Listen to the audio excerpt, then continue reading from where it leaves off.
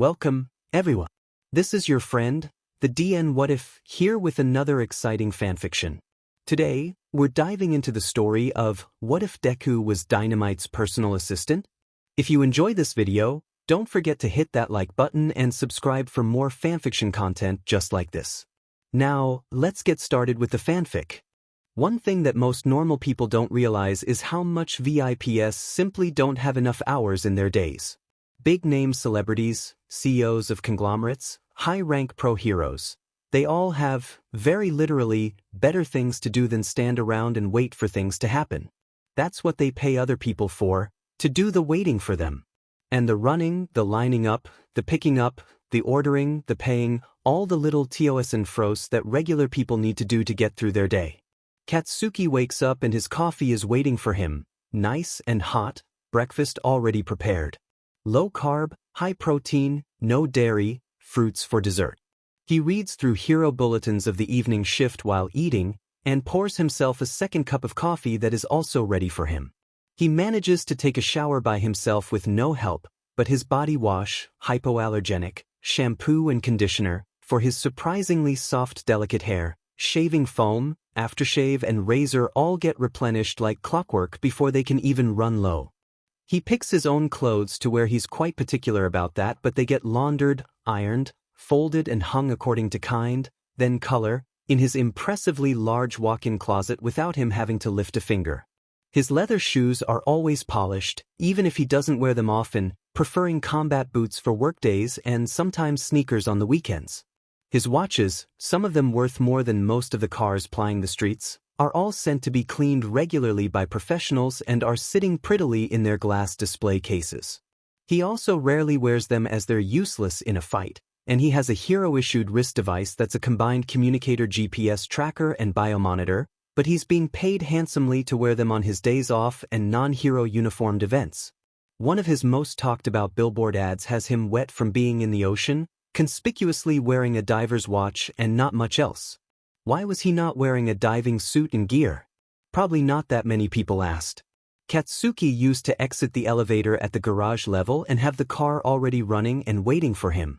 But he's done away with a driver almost 2 years ago, and these days, Katsuki enters the elevators with familiar, cheerful prattling in the air, and he walks to the car with Izuku beside him hurrying along on his much shorter legs. There's a driveway by the building lobby where cars can pick up and drop off residents of this expensive, exclusive high-rise, but there is less chance of enterprising paparazzi in the secure gated parking garage. Any other VIP would normally have a personal security or four, but that, of course, is ridiculous for someone like Katsuki, Japan's #1 ranked hero 4 years running. Izuku drives. They avoid rush hour traffic by being early, but it still takes 20 minutes to get to the hero agency. He gauges Katsuki's mood. Sometimes Izuku talks, most times he leaves him to his calls. The sun is already up and everyone in his team and staff know Hero Dynamite is already on the move, and they all have their phones in hand, ready. No one wants to be the one he calls and not be able to press that accept call button in time. Izuku drops him off at the front doors of his hero agency with a "Be safe, Kaken," where someone young and equally low in the totem pole as Izuku is already waiting for him to open doors, push elevator buttons, brief him on the way up, take him to his office or conference room or wherever he needs to be. Katsuki's doing hero work now, and that's not Izuku's purview. Izuku is driving a car that he'll never be able to afford in his lifetime. He'd had a near panic attack when he was first told to get behind its wheel and drive, but it's been 2 years and he's used to it now. There was a throwaway comment of, "Look into buying a new car, will you?" last week that has Izuku feeling nervous but excited at the same time. Price of the car and its drool-worthy aesthetics aside, Izuku just uses it for errands. He drops off and picks up Katsuki's dry-clean-only laundry. Then to the grocer for fresh ingredients, as well as food for the cat incongruously named Chibiusa and a big pack of kitty litter. Izuku stops by the lobby to pick up Katsuki's personal mails. All fan and work-related ones are addressed to the agency. He gets back to Katsuki's house just in time to let the twice-a-week cleaning service in. There's not much for them to do honestly. Dust surfaces, vacuum all the cat hairs, clean the bathrooms, Change the sheets of the only bed actually in use in the entire multi-roomed penthouse. There are no kids. Chibiusa would rather die than pee or poop anywhere other than her litter box. And Katsuki is a neat person. Izuku usually helps in between cleaning days, picking up clothes and other items that are hastily strewn about, not so much because Katsuki is lazy or a slob, but because he's often in a hurry. Izuku cooks and he does the dishes as he goes along. The cleaning staff does the laundry and any ironing that needs to be done, but Deku folds everything else, doing a particular style of creasing that Katsuki prefers, and stacks them all neatly in the walk-in closet. He consults his notes and cooks a low-carb, high-protein, no-shellfish meal, bakes a batch of macadamia chocolate chip cookies and packs just a single one with the rest of the meal. He keeps the TV on the news and his phone with him the entire time. Pro hero Dynamite is spotted with another pro hero in downtown Roppongi, and Izuku actually sees him on TV calling someone when his own phone rings. My boss flashes on the phone display. "Hi, Kaken. The old hag is up my but wanting me to come visit again," Katsuki launches directly, without even a hello. "The dinner tonight. I can't make it, something came up. Take care of it, will you? Please." "What?" Katsuki asks, even though Izuku knows he heard him from the red he can see on TV. Creeping up his ears. "It wouldn't hurt you to say, please, every now and then, you know." Katsuki groans. His image on TV rubs his face with his free hand. Izuku almost pats himself on the back and settles for a smile. He judged his mood correctly. "Don't fing sass me right now, Deku. I'm up to my eyeballs in this sheet." "Bad?" Izuku rarely asks. That's not his job. What is part of his job is to keep Katsuki's life as even-keeled as possible. And sometimes, that meant letting the air out of the balloon so it doesn't blow up with the pressure. Not bad. Just a lot of extra work because someone got stupid. That meant no casualties, no active threat. Katsuki goes full don't fing mess with me hero mode when that happens. Especially when there are kids involved. Probably just more meetings and paperwork. He hates those, considers most of them a waste of his time. "Okay, Kaken. Should I send flowers over?" Hero Dynamite on TV scowls at a small group of fans, but takes the marker anyway and begins signing, keeping his phone between ear and shoulder.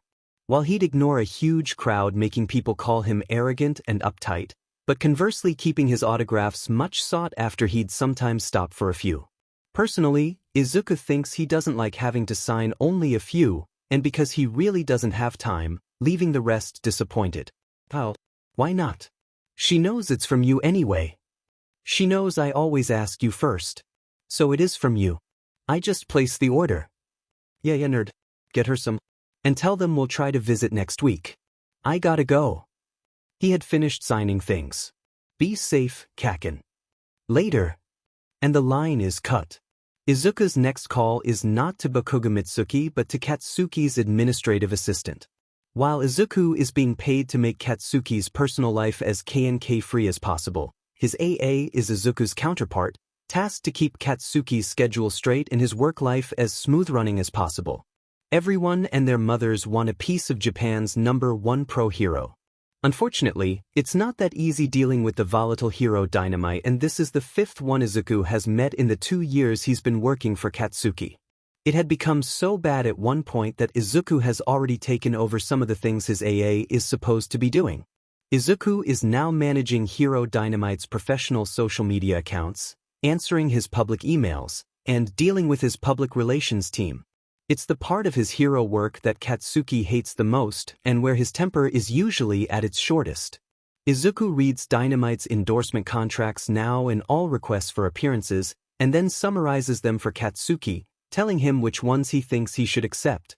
He doesn't always listen, but sometimes, when Izuku catches him in a rare good mood, Izuku can miraculously get him to agree.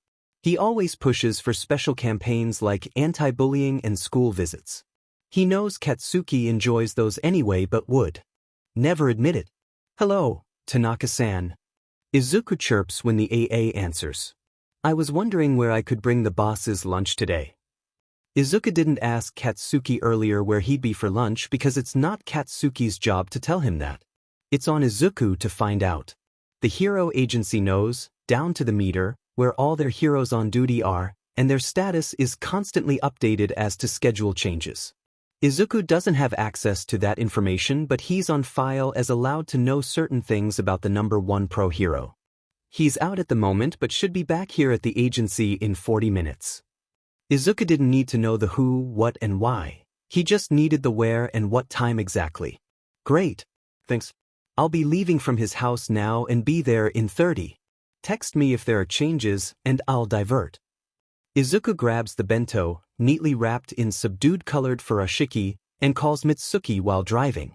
He drives this car so often it's his work phone that automatically connects to the Bluetooth instead of Katsuki's. You're calling. This can't be good news, Mitsuki says. Izuku wonders if they realize mother and son have the same habit of not greeting first in phone calls. Hello, Aunt Mitsuki. Yeah, unfortunately, Kaken asked me to call and cancel dinner. He said something came up. He hears Mitsuki sigh. That phrase at least means that it's work. Katsuki is not blowing off his parents to get drunk with his friends or go on a date. Although Izuku suspects his parents wouldn't be opposed to some news that their only son is actually seeing someone. From what Izuku knows, and if there's anyone who'd know, there's no one. He asked me to send you flowers. Mitsuki snorts this time. He never used to send me anything until you came along, Izuku-an. Izuku grins, knowing it would be heard in his voice. He also said he's sorry for canceling. Mitsuki laughed at that one. He absolutely did not. Izuku laughs with her. He didn't. But you know he is. Yeah. We'll try to come next week. I'll call again when his schedule is more fixed. How is he? Izuku thinks about that. He's good. He doesn't want to give particulars as that would be disloyal to the one who signs his paychecks, but a little reassurance to his parents would go a long way. He's really good these days. Thank you for taking good care of him, Izuku-an. I know he can be a handful. Izuku couldn't honestly say, it's my pleasure, so he settles for, Kaken's not that bad. He's changed a lot from when we were kids. In good ways. Okay, I need to go tell Masaru the bad news now. The poor man is already in the kitchen marinating stuff. I'll see you boys next week. Bye, Aunt Mitsuki. Oh, Izuku-an? Yes. I think some white lilies would be nice this time of year. Izuku smiles. I think white lilies would be perfect. They know Izuku in the agency even if he's not employed there. He has his own pass, dangling on an All Might lanyard around his neck. It won't give him access to all the floors of the building but more than a visitor's pass would provide. Basically, it gives Izuku access to all places Hero Dynamite could potentially be, all the public places, of course, like the commissary and coffee shop, but also the full gym on the 8th floor, the locker areas, Katsuki's office up top, offices of other heroes he works closely with, briefing rooms, and the truly calming Zen garden up on the roof. Katsuki would sometimes stand there, when he could catch a few minutes free here and there. Not that he's ever truly calm, his silences are more like calm before the storm, but every little bit helps. Hello, Midoriya. Izuku smiles at the uniformed guard as he scans his ID pass. He smiles at the receptionist, everyone else in the lobby, and all those with him in the elevator. He doesn't miss the elbow nudging and the eyes staring at him in awe. He is something of a living legend here. They think he's somehow tamed the beast. No other PA has ever lasted more than a few months working for Bakugo Katsuki, much less the 2 years he's been with him. But he hasn't, not really. He needs this job. Mitsuki is right. Katsuki is a handful. If anything, she downplayed it. Izuku has just learned to let it all slide off his skin like water off a duck's back. He's received so many stings and zingers, he tells himself he's become immune to it. It's either that or quit. And he can't quit. Kill them with kindness, his mom had told him once. If that were true, Bakugo Katsuki would be stone cold dead by now.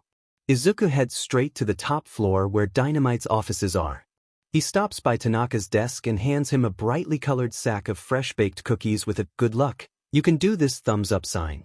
People from the other desks are already converging on Tanaka, who's hugging the sack close to his chest by the time Izuku pushes open the heavy door to Katsuki's office. It's pretty big. Right by the wall-to-wall view of the Tokyo skyline, there's Katsuki's steel-and-glass desk that dominates the far end of the room, with two uncomfortable-looking chairs in front for those unlucky enough to be called to this office. By the truly intimidating shelf of plaques and awards, there's a small round table that seats four. It doubles as a conference table for quick meetings with the boss. There's also a wide display TV on one wall to check the news, reports, and do multi-party video calls. And then there's the anteroom, with an expensive but really quite comfortable couch and low table that someone optimistically designed for when Dynamight might want to entertain visitors. As far as Izuku can tell, the only use the couch has ever seen is Katsuki eating the lunches that he brings. He first texts Katsuki that he's in his office with his lunch ready and waiting. It won't be good if Katsuki unknowingly heads up here with others in tow, intending to have a meeting. Or worse, bellowing at people asking where these lunches. Then he arranges a large bento and chopsticks on one side of the low table and another smaller bento on the other end with his own chopsticks. There's a commissary in the building that serves pretty good food. Most meetings and events also provide meals for their pro-hero guests. Katsuki always has someone prepare his meals separately anyway. It's not technically a secret. The chefs at the second-floor canteen know about it, for example, and some of his friends and colleagues know to varying degrees, but it's certainly not public knowledge. Katsuki has a lot of food allergies. Eggs, all kinds of crustaceans and shellfish, and certain kinds of fish like anchovies, which is used a lot in sauces and salad dressings. All of which rule out oyster sauce, fish sauce, and mayonnaise. And finally, unfortunately for him, as it's prevalent in Japanese cuisine, soy sauce. It's not so bad that it'd kill him, but his delicate skin comes out in a mild form of hives, and he would need antihistamines. He hates itching under his hero uniform. That's restrictive enough, but he also has hyperacidity and acid reflux from all the stress, and he's medically advised to avoid tomatoes, citrus, deep-fried foods, and spicy foods. That last one is a struggle, and he also still stubbornly drinks his coffee in the mornings. He takes medicine for it, which helps, but his doctor keeps telling him it requires a lifestyle change. Katsuki retorts with, "Find me a pro-hero who isn't stressed and I'll show you someone who's not really a pro-hero," and that's usually the end of that. And as if all that isn't enough, Katsuki is terribly lactose intolerant. He cannot tolerate dairy of any kind. Not butter, not cheese, and certainly not milk. And while Katsuki absolutely hates itching, he'd take it over the bloating and gas, and the potential runs while he's out on patrol. All of which is to say that Katsuki is severely limited in what he can eat. It's doubly complicated because he needs to eat a lot to keep his pro-hero bulk. Izuku had despaired over this issue the most, as Katsuki's PA. There used to be a private chef, just as there had been a personal driver, but she'd quit just as Izuku was hired, and he had to take over preparing Katsuki's meals. He had pored over cookbooks and recipes, had stalked food blogs. He met with chefs, dietitians, and nutritionists on Katsuki's dime, all to get a working idea on how he can feed Katsuki without potentially poisoning him and inadvertently causing his own maiming and death. Or worse, his firing. It had been a few months of trial and error. Katsuki had not been patient, but neither had he been too excoriating with his comments, which Izuku counts as a definite win, but they have a system now. Izuku's cooked meals are turning out pretty good these days, as witnessed by Katsuki eating them without saying anything anymore. Dynamite's arrival is heralded by commotion from the outside, everyone snapping to attention, trying to look both ready and somehow still busy at the same time. That and surreptitiously ogling the man. Bakugo Katsuki is a very attractive man. The gods went overboard on the day they designed him.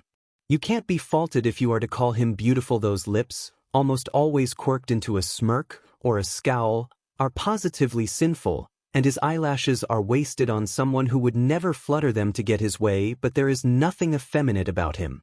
His cheekbones, the cut of his jaw, the lines of his body, the way he carries himself, he's a grade A alpha male, and even half-blind great-grandmothers can sense it. He stops at Tanaka's desk to say something, his eyes having already flicked through the open door of his office and seen Izuku waiting inside. Izuku had done a quick wave which, of course, Katsuki didn't acknowledge. Izuku fusses with the bento placement, but everything is already perfect. Even someone with OCD would approve. Katsuki comes in and shuts the door behind him, effectively cutting off all sounds from the outside. Sensitive information are often discussed inside this room. If his AA needs him, he will knock or use the intercom system. "Hi, Kaken." Katsuki grunts in reply.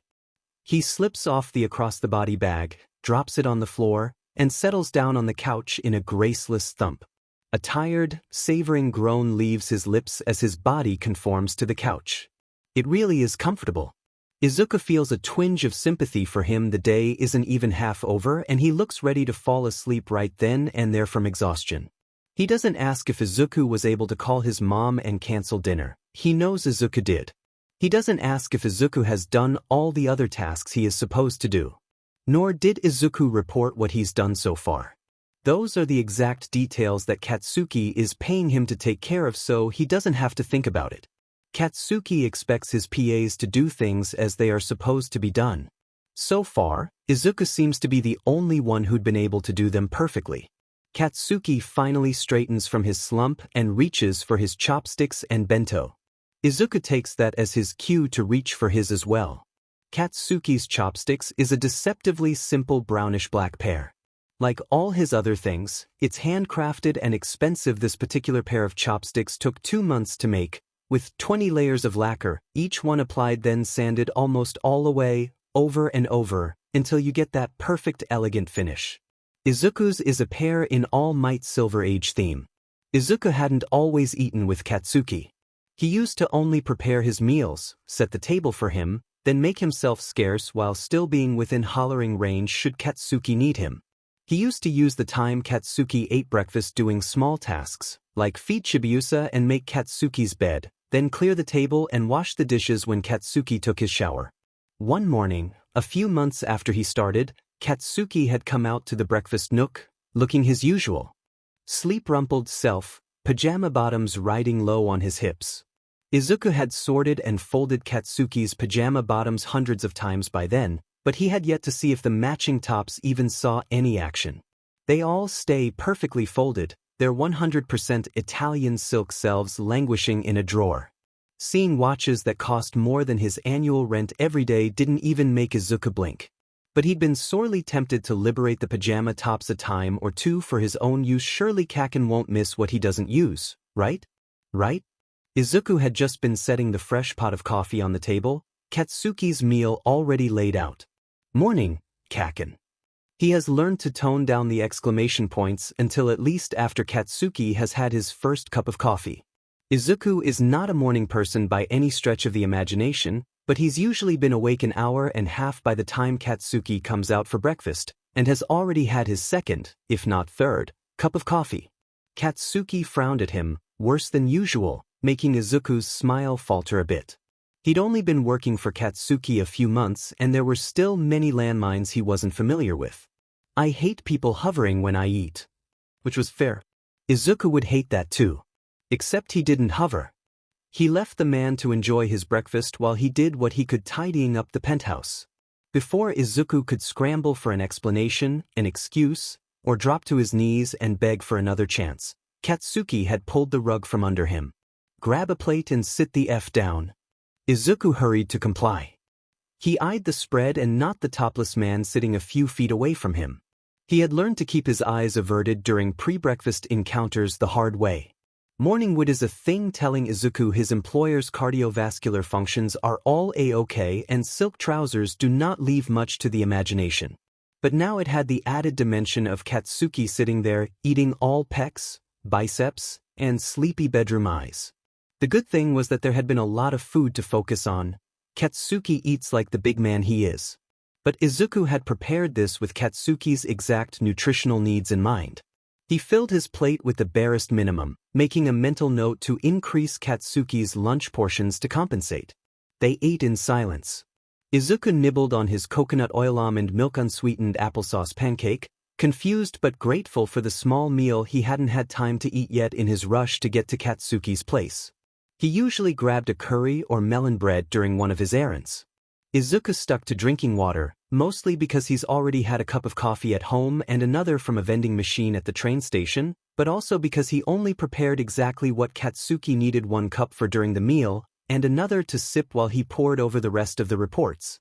Izuku, in between slices of bananas, had wondered how many people in the greater Tokyo area would kill to be in his literal seat.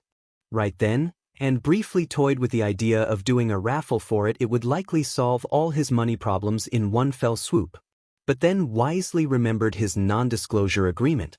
That, and Katsuki's explosive fists. Make sure you bring your own bento later so you don't PSS me off standing around. And grab whatever the F you drink when you next do the grocery, milk or tea or whatever, Katsuki told Izuku over his shoulder, on his way back to the bedroom for his shower. It had left Izuku open-mouthed, staring at his employer's hard, beautifully ripped, and currently retreating back. Apparently, he's supposed to join him for 2 meals a day now. It was a good thing his cooking has already improved considerably. A week after that, Katsuki showed up for breakfast wearing an old UA shirt, now tight across his chest. Izuku almost dropped the plate of fruits in his shock. He still doesn't touch the silk pajama tops. Izuku can still dream, but he doesn't appear for breakfast shirtless anymore. Izuku is both grateful and disappointed. Lunch that day is gorgeous slices of tuna, so expensive Izuku had to take a deep breath before clicking buy. Eggplants as a side dish are generally glazed with miso or seasoned with a soy sauce mixture, both of which Katsuki can't eat, and Izuku has had to be creative in preparing the vegetable. Izuku can't help the that leaves him as he savors the tuna practically melting on his tongue. He opens his eyes to see Katsuki looking at him, his chopsticks raised halfway, an odd look on his face. Sorry, Izuku mumbles. But if he ends up embarrassed every time he's made a fool of himself in front of Katsuki, he'd be forever the shade of a tomato, so he simply shrugs. He talks to cover his faux pas, but in soft tones, because he can see Katsuki needs the downtime. He keeps the conversation slow and undemanding. Katsuki nods or quirks his lips a few times, showing he hasn't tuned Izuku out yet. He does that sometimes, his mind focused on something. Izuku just trails off when that happens, leaving him to his thoughts. But today, Katsuki seems to want the distraction of Izuku's mundane prattling. Low stakes, no risk, everyday topics. He finishes his bento clean. Katsuki beside him is eating the cookie he made for him this morning. His own bento, double the size of Izuku's, is also empty. Izuku looks ruefully down at his tummy. He's always been thin, scrawny even. Working 2, sometimes 3 jobs, over the years didn't help. But 2 good meals a day with Katsuki finally seems to be doing what years of convenience store-bought food haven't been able to do, fatten Izuku up. What? Katsuki asks. Izuku looks up at him, smile still rueful. I think I'm gonna need to buy new clothes at the rate I'm going. He gestures to his full belly. Katsuki instead looks him up and down. You could do the world a favor and burn those clothes. Izuku's cheeks pinken. Sorry, I'll try to look more presentable. He doesn't go to any meetings, but perhaps Izuku does represent hero Dynamight wherever he goes. He's always in jeans, but he typically tries to stick to collared shirts, some short-sleeved button-ups. Unfortunately, he doesn't have that many to rotate, and they're showing the wear of years. Perhaps it really is time to go buy some, he thinks with a cringe at how much that would cost. Katsuki frowns at that, bordering on a scowl. I couldn't care less how you appear. Do the F you want. You think I'd be in uniform all the time if I didn't need to be? He flicks the edge of Izuku's collar, the movement making his upturned finger look like a "come here" gesture. Get your clothes from one of my old man's shops. Izuku's eyes are about to bug out. Bakuga Designs is a hell of an expensive brand. Given the choice, Izuku would rather make rent than buy clothes. I'm not telling you to get a 10 million yen kimono. They got the Bakushinchi brand. All streetwear. Tell them you work for me and they'll give you an employee's discount. But I don't work for them? Izuku says, a bit stupidly, now that he thinks about it. You mean I'm yours? Katsuki holds his gaze. He does a slow, audible inhale, his nose flaring. Yeah, that. Then he smirks, red eyes lighting up with rare humor. Go to any branch, tell them. Tell them you're mine, and they'll give you 80% discount. 80? Really? Sure, why not? Katsuki says with a shrug, still amused. Oh wow. That's really great. I'm gonna go get a few shirts. Thanks, Kaken. Katsuki leans back on the couch, half-turned to face Izuku, red eyes fixed on him. No problem, nerd. Knock yourself out. Oh wow, Izuku repeats, practically bouncing on his seat. He can't remember the last time he went shopping for himself. Sometimes, working for Bakugo Katsuki really does have its perks. Do you need me for anything?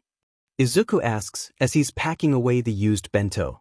Instead of answering, Katsuki gets up from the couch and tosses over a couple of folders he got from a pile on his desk. Izuku is familiar with them. If not the actual content, then a broad idea of what it would be.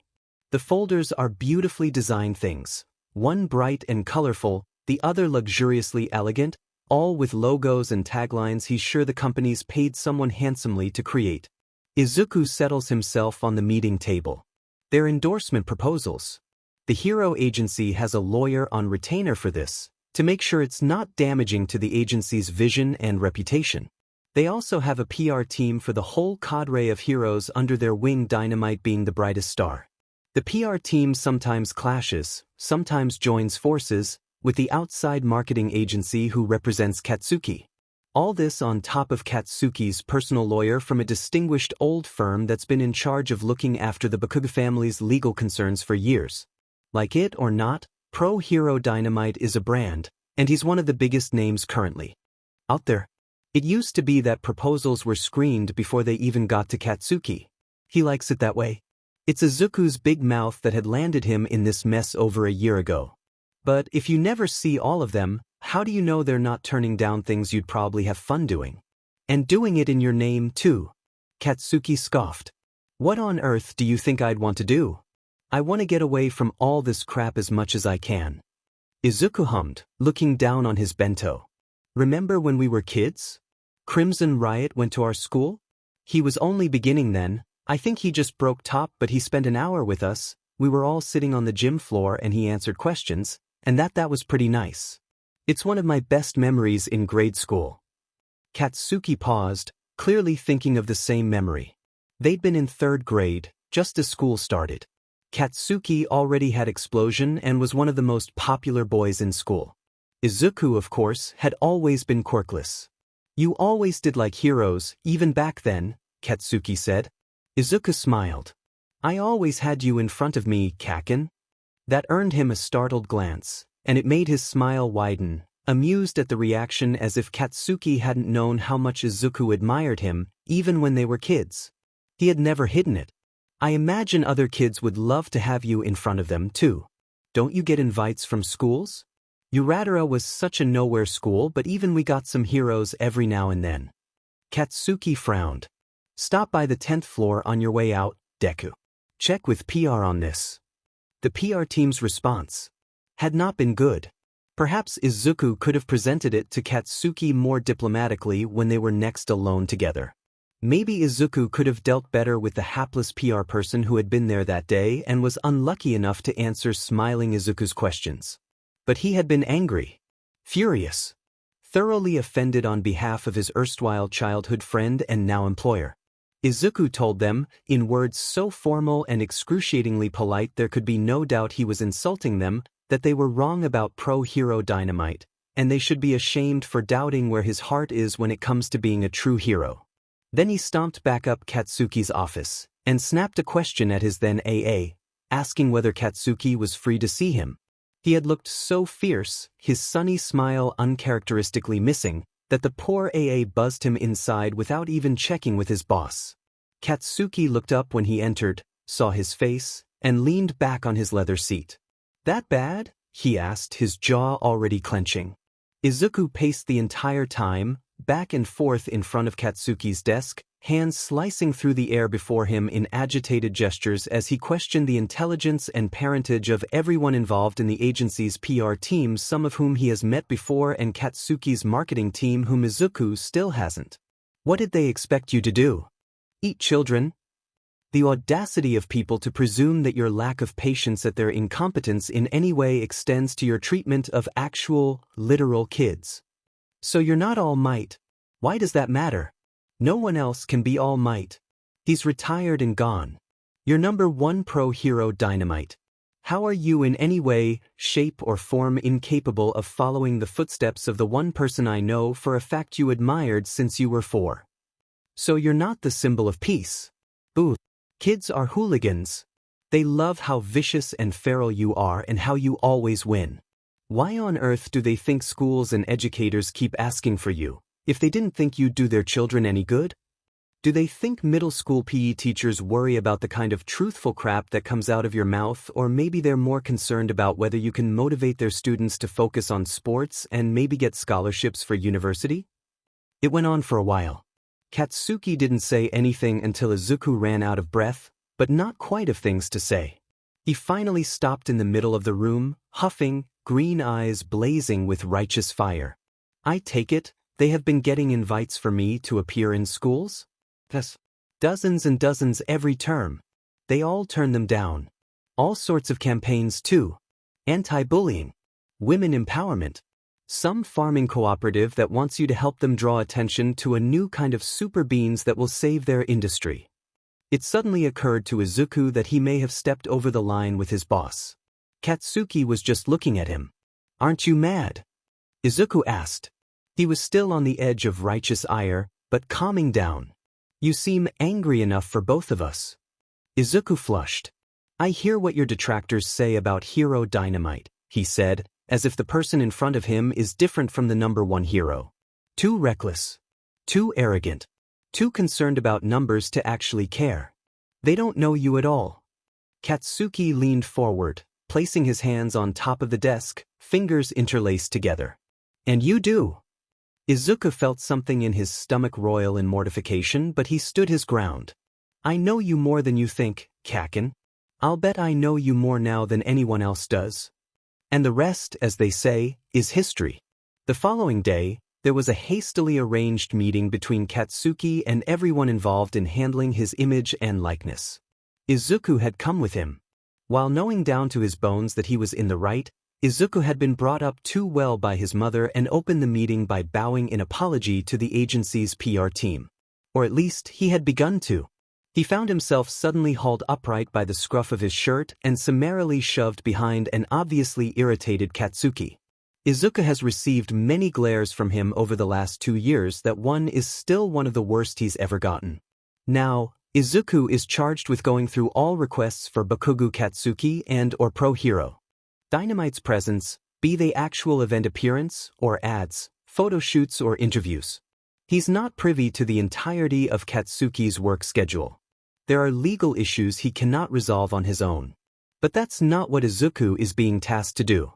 In fact, both the folders in front of him already have a one-page summary from legal okaying the terms as they are currently written, with notes on how some provisions could be better rewritten for Katsuki's protection. Izuku is simply there to provide perspective. Which of these many demands on Katsuki's extremely limited, very valuable time is worth pursuing? Completely without meaning to, Izuku has successfully positioned himself as primary custodian of the Bakugo Katsuki, Pro Hero Dynamite brand. Izuku would be very shocked to know how important he has suddenly become. Fortunately, or unfortunately, for everyone, Izuku thinks he is simply doing his job. Both endorsement contracts seem fairly straightforward. Both are lucrative, both non-controversial, both would benefit greatly from association with Bakugo Katsuki and equally elevate his own status. Izuku didn't particularly care for either company though, so he will leave it to Katsuki to decide his own schedule permitting. Izuku looks up from the folders and sees Katsuki standing behind his desk, looking out at the panoramic view of downtown Tokyo. His profile is exquisite. No wonder companies are knocking down his door trying to sign him up. Izuku silently opens the camera bag he seldom without when there's a chance he'll see Katsuki, and manages to take a few candid shots before he notices and turns to face him. Izuku checks the display. They're good. He needs to fix the lighting some, but he can work on the RAWs later and post it on Katsuki's social media after he's vetted it. Action shots are normally not a problem, but a photo taken inside his office where sensitive information could be deduced by determined individuals requires stricter screening. You take really good photos, Izuku says, still scrolling through the shots. But then you already know that. You're very handsome. Even before he was Dynamite, He had already modeled for his parents' fashion brand. Izuku remembers him modeling even in grade school. It was never a job for him, he was too focused on being a hero, but he had sometimes been cajoled to appear in some photo shoots. The more he scowled at the camera, the better his photographs came out. When he looks up again, Katsuki has walked over and is standing before him. He holds out his hand for the camera. It's because of the angles, Katsuki says, surprisingly calm for what has been a busy, stressful day for him. Cheekbones, jawline, chin, nose. They capture light better, show better contrast than rounded features which bounce light all over. Has nothing to do with being handsome. He peers through the viewfinder and takes a picture of Izuku before he realizes what he's doing. Kaken. Not me please. He waves his hands in front of him, preventing more shots to be taken. Rounded features, you said? I'll just bounce all the light. Katsuki looks down at the display. Sometimes it's not about the light at all. There's a polite knock on the door, and when it opens, a young pro hero peeks in. He nods at Izuku, who irrepressibly waves back. His eyes flick back to Katsuki. It's time. Katsuki nods. He hands the camera back. You better not delete that, Deku. I'll end you. Izuku sighs in resignation and checks it. His hair is impossible as always, but he's pleasantly surprised at the rest of the photo. He was sitting when Katsuki had taken the shot. It shows him looking up at the camera, a soft, almost absent-minded smile on his lips. His freckles show up clearly on his skin. His eyes are very green. Maybe he can get a copy of this. He looks happy. The rest of the day goes much as Izuku planned. More errands for Katsuki, then back to his house to use the penthouse's secure Wi-Fi for some online shopping and bills payment. Izuku has access to one of Katsuki's credit cards, handed to him on his first week on the job. How much can I charge on this? He had asked, which was a perfectly valid question. He didn't want to go over the limit. Katsuki had just opened a report and was barely paying attention to him. Why, you plan to buy a car with it? Izuku paled. Something about Katsuki's tone implied, yes, it could be used to purchase a car. Izuku barely made rent most months. If he loses this card or it gets hacked, how would he ever pay it back? Oddly enough, he'd never worried about being tempted to use it, or that he'd be accused of using it for himself. In any event, it's been 2 years and the credit card now has a specific slot in his wallet and is linked to his work phone. He uses it to pay for groceries and all other household expenses, like utilities, condominium fees, and the cleaning service. Apology flowers to his mom. At the end of each billing cycle, he takes money from one of Katsuki's bank accounts and pays off the card. The only thing Izuku doesn't pay is his own salary. Probably Katsuki's AA is in charge of that. They were supposed to have dinner at the elder Bakuga's house tonight. The cancellation means Izuku would have to prepare dinner for Katsuki to eat when he gets home later. But also, it means he could go home earlier than he expected. Which is nice. It's not easy taking care of Japan's #1 pro hero. Izuku is getting ready to leave when the lock on the front door opens. He stands stock still, cautious, his head quickly running through who would have keys to the penthouse. But it's only Katsuki. He looks exhausted. Welcome home, Kaken, he says, surprised. I'm home, Katsuki replies in equal surprise. The words sound stilted, like he's not used to saying them anymore. That somehow struck Izuku as very sad. He still says the words even if there's no one to respond anymore. You're still here? I was just about to leave. He hefts the yellow backpack over his shoulders, as if to emphasize the point. I thought you wouldn't be home until later. Katsuki takes off his bag and hands it to Izuku, then sits on the gen can to take off his boots. Izuku hugs the bag to his chest. Someone used their brain for a change and we were able to go through the mess sooner than everyone expected. We could have gone to my parents' house for dinner, after all. Izuku checks the time. It's too late in the evening, they get there only to need to return home again. And they probably aren't ready to receive dinner guests anymore, even if it's just their son and his minion. But Katsuki is not known for being reasonable. Don't look like that, he says with a quirk to his lips. I'm too tired to go and you need to go home. Okay, then, Izuku says, feeling relieved. Katsuki takes his bag from Izuku and walks away, past the entryway. I left your dinner ready for heating up later. But since you're already here, it's still warm, if you want to eat now, he calls to the retreating back. Did you make enough food for two? He calls back over his shoulder. Izuku didn't. And he really should go home. He needs to be up again for work in 10 hours. Katsuki stops and looks back at him. Izuku smiles. He drops his yellow backpack on the floor. You're big enough. I'm sure you can spare me some food, he says as he walks towards Katsuki. He follows him to the kitchen. The food is already laid out, but there's only one place setting on the island. Katsuki opens cabinets and drawers to get out one more. There are vegetables Izuku can easily steam, they won't take much time, and there's a melon he had intended to serve for tomorrow, but they can share it now. There's more than enough for two. Katsuki having a day off doesn't mean Izuku has a day off too. Izuku usually has his the day after, and on days when Katsuki is out of town, or even out of the country for work. Neither does it mean that Katsuki doesn't work, only that he doesn't need to be at the agency before 8 a.m. He still monitors the news and hero bulletins. He's still on call, and he will and often does report for duty when necessary. His agency does try their best to let him have downtime though. As does Izuku. For Izuku, Katsuki on a day off means he gets to sleep 2 extra hours. Maybe 3, if he's feeling particularly indulgent. Katsuki doesn't set his alarm and won't get up until his body tells him it's time. Izuku leaves him the night before with something he can eat when he wakes up, not a full spread, only so he won't be hungry and can survive until Izuku comes in for a real meal, and for once, Katsuki makes his own coffee. Izuku usually comes in around mid-morning. This is so he, too, can rest, but also so he won't inadvertently disturb Katsuki's rare sleep in mornings. This particular morning, though, Izuku sees a text that makes him smile and happily leave his house earlier than he planned. Izuku is early, but he still doesn't get there first. He waves at the tall, almost skeletal-looking man through the coffee shop window. While everyone else would just smile, nod, or even not acknowledge him at all, like Katsuki, Yagi Toshinori raises a hand and smiles back. Good morning, Yagi-san.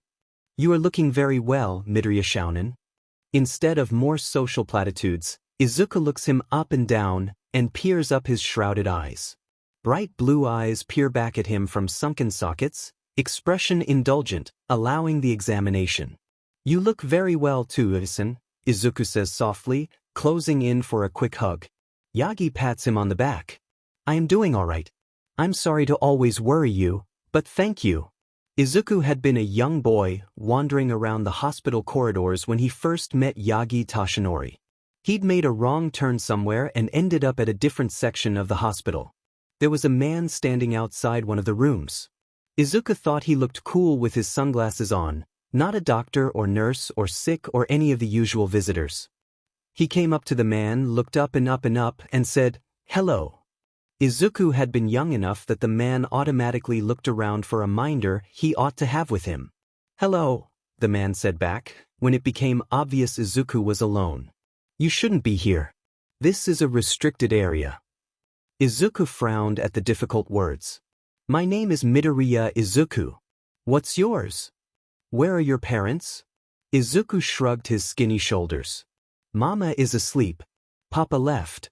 The man talked into his hand about a missing child, keeping a wary eye on Izuku. Izuku smiled back. The door opened and another man, a doctor this time. Izuku knows the white coats came out. Izuku peered behind him and got his first glimpse of Yagi. He was sitting up in bed, like Izuku's mom could do sometimes. Izuku was very small and easily slipped around legs and through the door in an instant. Both men yelled, "Hey!" but Izuku was already inside. "Hello," he tells Yagi. "My name is Midoriya Izuku. What's yours?" Just like his teacher had taught him. There was a bit of a commotion after that. More people had arrived and Izuku was beginning to be scared from all the tall people in the room, talking and looking at him. He instinctively edged towards Yagi's bed, towards the only person in the room seemingly not unhappy with his presence. Until Yagi, with a firm, booming voice, took control of the situation. "You told me I can now have visitors for short PRDS. Midoriya Shounen here is my visitor. He can stay." There were mutters of protests. I'm sure we can find something to talk about, Yagi says kindly but firmly. I like heroes, Izuku offers. Do you like them too? Yagi's lips twitch. You can say that. I like many of them quite well. Oh.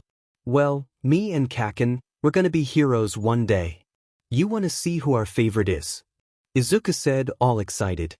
He reached into the pocket of his hoodie, unknowingly making everyone in the room tense up, and pulled out an action figure. It was scruffed and sticky looking in places but obviously beloved. Its colors were a familiar red, blue and yellow. All Might. I see. Yagi smiled at Izuku then, and Izuku had never forgotten how kind and happy he looked, but sad at the same time, like Izuku's mom would sometimes look when she's awake enough to watch him play. If someone could make sure that Midoriya Shounin's parents are not frantic with worry, I would like to enjoy a short visit with him. Thank you. That seemed to be that because everyone filed out of the room, and Izuku stayed with his new friend, talking about heroes. 20-odd years later and they're still talking about them. I'm happy you texted me today, Yagi-san. I have a few minutes to spare. Izuku, of course, cannot disclose his employer's schedule for security reasons. It never strikes him as odd that the mornings Yagi would sometimes text him are days when Izuku would most often be free. They never do this often enough for it to be a pattern in any case. He really should make more time to see him. How is your work going with Bakugo Shounen? I see him on TV and he somehow looks more relaxed, Yagi says, sipping a calming brew of tea. No coffee or milk for him. Izuku smiles at the phrasing. Between him calling Katsuki, Kaken, and Yagi's Bakugo Shounen, no one would even think they're talking about number one hero Dynamite. It's going well, I think. We're used to each other now. Which means Katsuki doesn't often look murderous anymore and Izuku doesn't feel the impending threat of death, explosion, or firing more than a few times a month. You seem to be good for each other. He takes care of you the same time you take care of him. Izuku considers that. He thinks of the 2 meals he is forced to share with Katsuki every day. He might not have recognized it at the time as the kindness it was, but Izuku is well aware of it now. I know his heart means well. Kaken's amazing. Katsuki is already awake when Izuku gets to his home. He finds him on the sofa, legs stretched out. On the side table beside him is an empty bowl of what Izuku knows used to have sliced fruits. The TV is on, showing an old All Might documentary. It doesn't seem like Katsuki had been watching and was likely put on for the background noise. Izuku knows for a fact how quiet the penthouse could be when they're alone. The place is big, the design tasteful, but the empty rooms echo with silence when you're not careful. Morning, Kaken. Chibiusa, who had been snuggling with Katsuki, looks up at Izuku's voice. She leaps down from the sofa. Izuku kneels down, and the cat deigns to let him pet her. Traitor, Katsuki says with no real heat. Izuku laughs. Aren't you the prettiest little bunny rabbit? He croons to the cat, stroking her soft fur. Katsuki snorts at that. I think for a time, she did think she was a rabbit. Izuku looks up, a question in his eyes. Katsuki seems to have woken up in a good enough mood for a conversation. We had a rabbit in the UA dorms. Technically Kuda's, but he got everywhere. We found this stray kitten, he nods to Chibiusa, in 3rd year. They had the exact same coloring, same soft fur. And she followed Usagi-chan everywhere. Izuku is still kneeling on the floor, hand stroking Chibiusa absently, looking up at Katsuki. His heart feels unexpectedly full, his green eyes bright with wonder at this small glimpse of Katsuki's life between when Izuku knew him as a child, and now, years later, as a hero adult. When we graduated, she somehow ended up with me, Katsuki finishes. Izuku wonders how big a fight Katsuki took on to make that happen and stifles a smile. He pushes the cat off his lap and himself up off the floor. Pancakes okay for brunch, or you want something heavier? Whichever you want to have, Katsuki says absently. Oh, I already had breakfast. I was with someone, Izuku says, picking up the empty bowl, so it's Kaken's choice. He waits for Katsuki's response. Kaken? You cooked someone FNG breakfast at your place? He says, an odd, tight note in his voice. No, we met up at this. Izuku stops as he suddenly understands what Katsuki meant. No. He didn't, oh my god, no. He's an old man friend, I haven't seen in a while and wanted to catch up. I met him outside after I woke up. We stayed half an hour. Izuku can feel his face going red as a tomato, both at being thought of having over at his place long enough to stay for breakfast, and Katsuki being the one doing the thinking. Can we not talk about my non-existent love life please and just tell me if pancakes are okay? He says with a groan, hiding behind his arms. He feels Katsuki's hand on his elbow, which is currently by his ear. It's calloused but warm. Izuku peeks over his forearm. Pancakes is fine, Deku. We can have a late lunch together instead. I only had one coffee, Izuku offers, slowly lowering his arms. And he did only have one cup, intending to sit with Katsuki for another while he had his breakfast. Fine. You can have more while I eat. Okay, Kaken. Izuku spends a couple of hours at his usual station at the kitchen island answering fan emails, while Katsuki goes off to do some strength training, opting to use his workout room instead of the building's full-size gym. Katsuki comes out freshly showered, wearing casual clothes, a white towel draped around his neck to catch drops from his still damp hair. He grabs a drink of water, passing close enough for Izuku to smell his shampoo, reminding him he needs to reorder some. He opens a new tab on the laptop and clicks on a bookmarked website. Izuku feels Katsuki walk up behind him, a little to the side. He glances up to see him looking down at the open online shop, still gulping down water. You want to try another scent? Izuku jokes. Katsuki has been using the same brand and variant for the entire 2 years he's been here. It has a nice, pleasant smell. Izuku likes it. Yours smell like strawberries. Izuku turns his head and sees that Katsuki is just close enough, Izuku's bar stool just high enough, that Katsuki could probably smell his messy hair. I don't think you'd want to try that. It's a basic drugstore brand, Izuku says, chuckling at the idea. Katsuki shrugs one shoulder, lazily, looking at Izuku. I like strawberries. Izuku blinks at that. Because Katsuki does like strawberries. He always opts for it as a flavor, even as a kid, for ice cream or drinks. Izuku himself prefers chocolate. And sugar cinnamon. I got 2 giant bottles of it when it went on sale. So I'm stuck with it for a few more months. He tilts his head at Katsuki, trying to gauge his mood. Do you want me to check if they have a strawberry variant? It could probably smell nice, too, with his natural sweet smoky scent. He looks at Izuku for a while before shaking his head. Hurry up with that and let's effing go. Go where?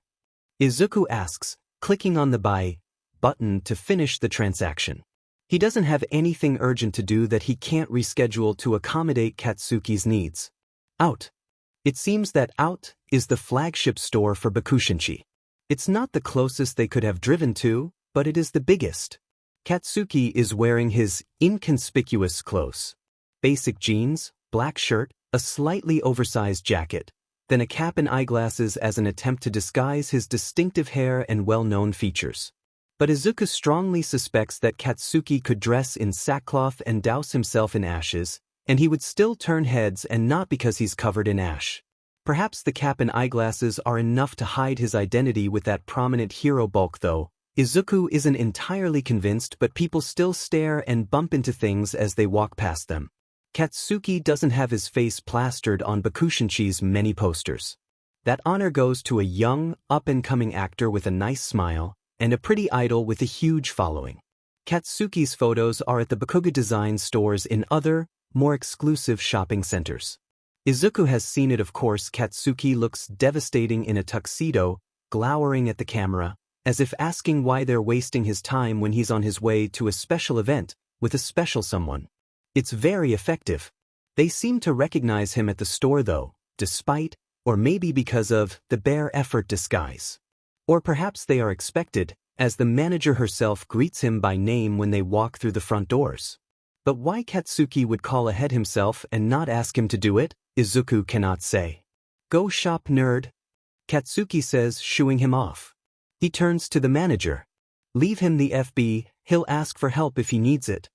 Katsuki then heads to a bench covered in bright red leather upholstery and fiddles with his phone, probably checking hero bulletins. Izuku appreciates the instruction to let him go around by himself. He had been getting nervous at the manager's fawning, especially since he knew this trip was for him and not Katsuki. He goes around the display racks, surreptitiously looking at price tags even as he feels fabrics and checks the graphics. Everything here is great street fashion. Hip, bordering but never quite crossing over to edgy. Izuku isn't quite sure he can successfully wear any of these without feeling like he's impersonating someone else, but he feels excited just the same. He peeks back at Katsuki. He's still engrossed on his phone. Izuku moves past the ones prominently displayed and slowly wanders towards the farther edges of the shop. There are tamer selections here. Items that only have a few sizes available. And then he finds the Holy Grail. It's an entire rack of solid-colored shirts. He loves the print in front. The fabric is so soft and comfortable it makes him sigh, thinking of wearing it against his skin. And best of all, they're half off. Izuku really hopes they have some in his size. What you got, nerd? Kaken. Look at these. Izuku beams. Katsuki takes the shirt Izuku is flapping in his face by its hanger. It's a white, round-necked shirt. In front, in bold black letters, it says, T-shirt. Are you FNG with me? You don't like it? Izuku asks, his enthusiasm dimming a little. It says, T-shirt on this T-shirt, Deku. I know. How clever, right? Izuku giggles, caught up again in his excitement. Look. He spreads out the shirts hanging on the rack to show Katsuki. This is one says, dress shirt.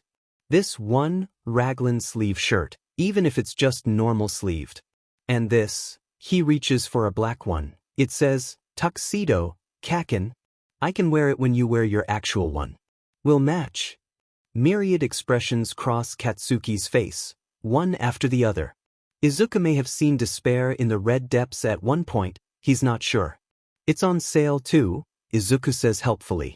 Katsuki looks at the 50% off sign. If it's already on markdown, they might not allow the extra discount. He says it slowly, like feeling the words out in his mouth, testing for weight and response. Oh, you think so? Deku loses all his bounce. He'd be better off getting other items then, to take advantage of the full 80% discount. He softly runs the shirt's fabric between his fingers. You really like this?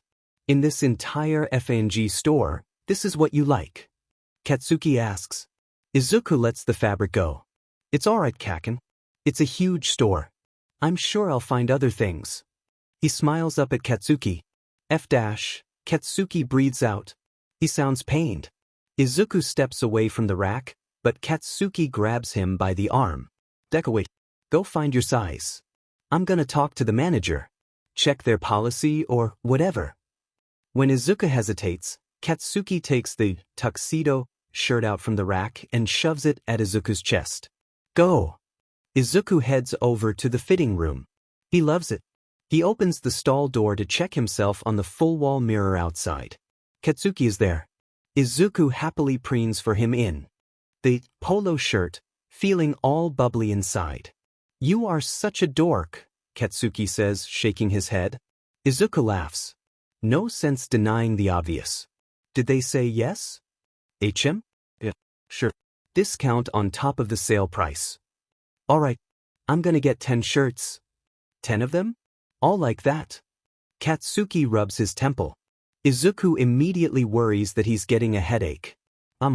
'Cause at half off, plus another 80% discount, I can get 10 shirts for the price of one regular shirt. He explains his math, but he's distracted now, frowning at Katsuki. Izuku is the one who touches Katsuki's arm this time, his green eyes shadowed with concern. Are you alright? Should we go home? Home, huh? Katsuki holds his gaze. Get your shirts first, he finally says. And here. He shoves something at Izuku. Get this too. The weather's starting to get cold. Izuku clutches at it by instinct. It's a dark, hunter green jacket. It's oversized enough that Izuku just knows he's gonna love it. It's supple, lovely to touch, and is warmly lined inside. He tries it on. Kaken, it's perfect. Katsuki quirks his lips into a wry smile. He looks both resigned but amused. Not quite. But I'll take it anyway. Nearly 6 months ago, Katsuki gave Izuku a bracelet. He didn't ask if Izuku wanted one, he just gave him one. To be more specific, Katsuki asked his agency to make one for Izuku under his hero account. It contains a chip of some kind. The technology was never fully explained to Izuku. It tracked his biometrics, pulse, blood pressure, any surge of adrenaline boost, as well as his location. Izuku had originally eyed it with trepidation. What kind of stalker device is this? But it was explained to him that the device is mostly passive. He isn't a pro hero they need to keep an eye on. The device is there in case of emergencies. Its main use is the small, unobtrusive button on the inside wrist that requires Izuku's fingerprint to activate. It's a panic button. Should Izuku ever be in imminent danger of any kind of villain attack, a mugger, a bad slip down an icy path with no one there to help him, he is to activate the device, and all heroes in the nearby areas will converge on his location. The signal goes directly to the hero's emergency bulletin, bypassing switchboards or police channels. They were in Katsuki's office at the time. Izuku had prepared curry.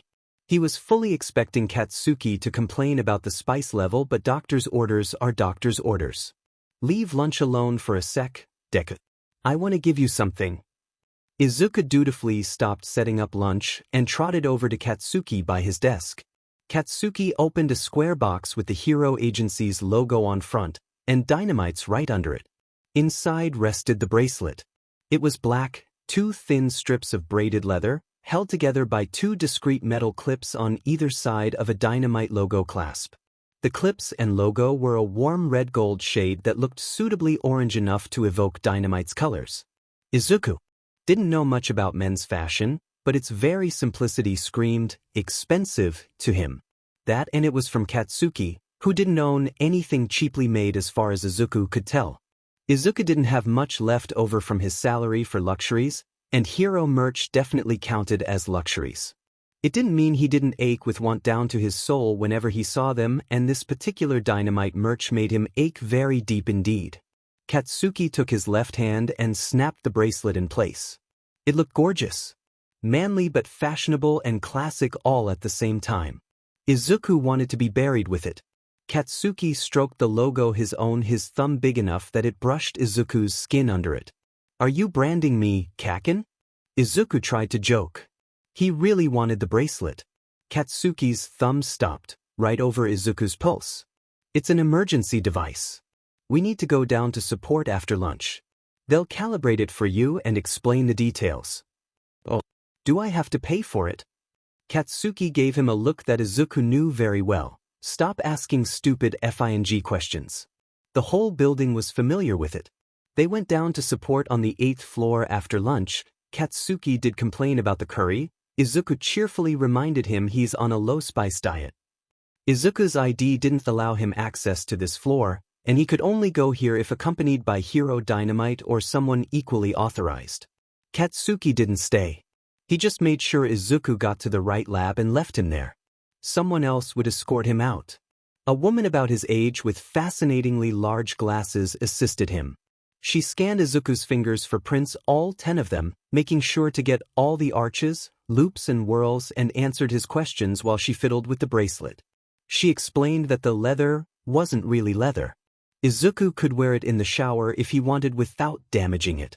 It can't be cut unless with special tools, and the clasp can't be unlocked unless with Izuku's fingerprints.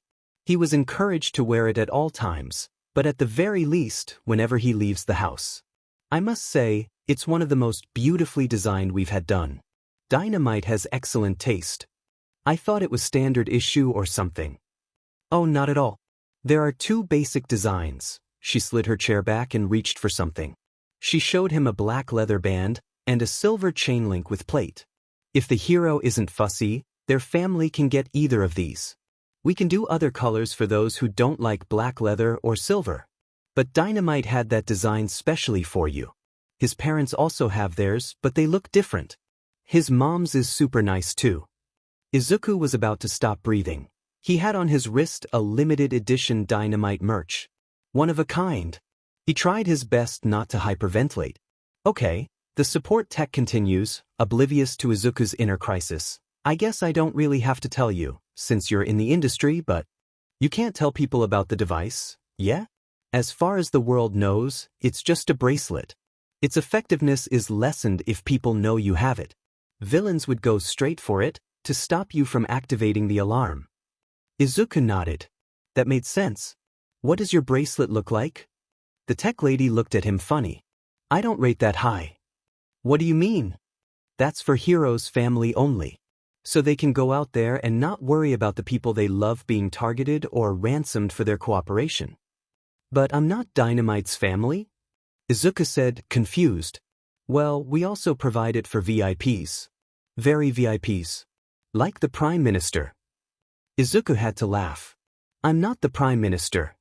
No, she grinned at him, you're something better. You're Dynamite's personal assistant, over a year running. And Izuku could hardly argue with that.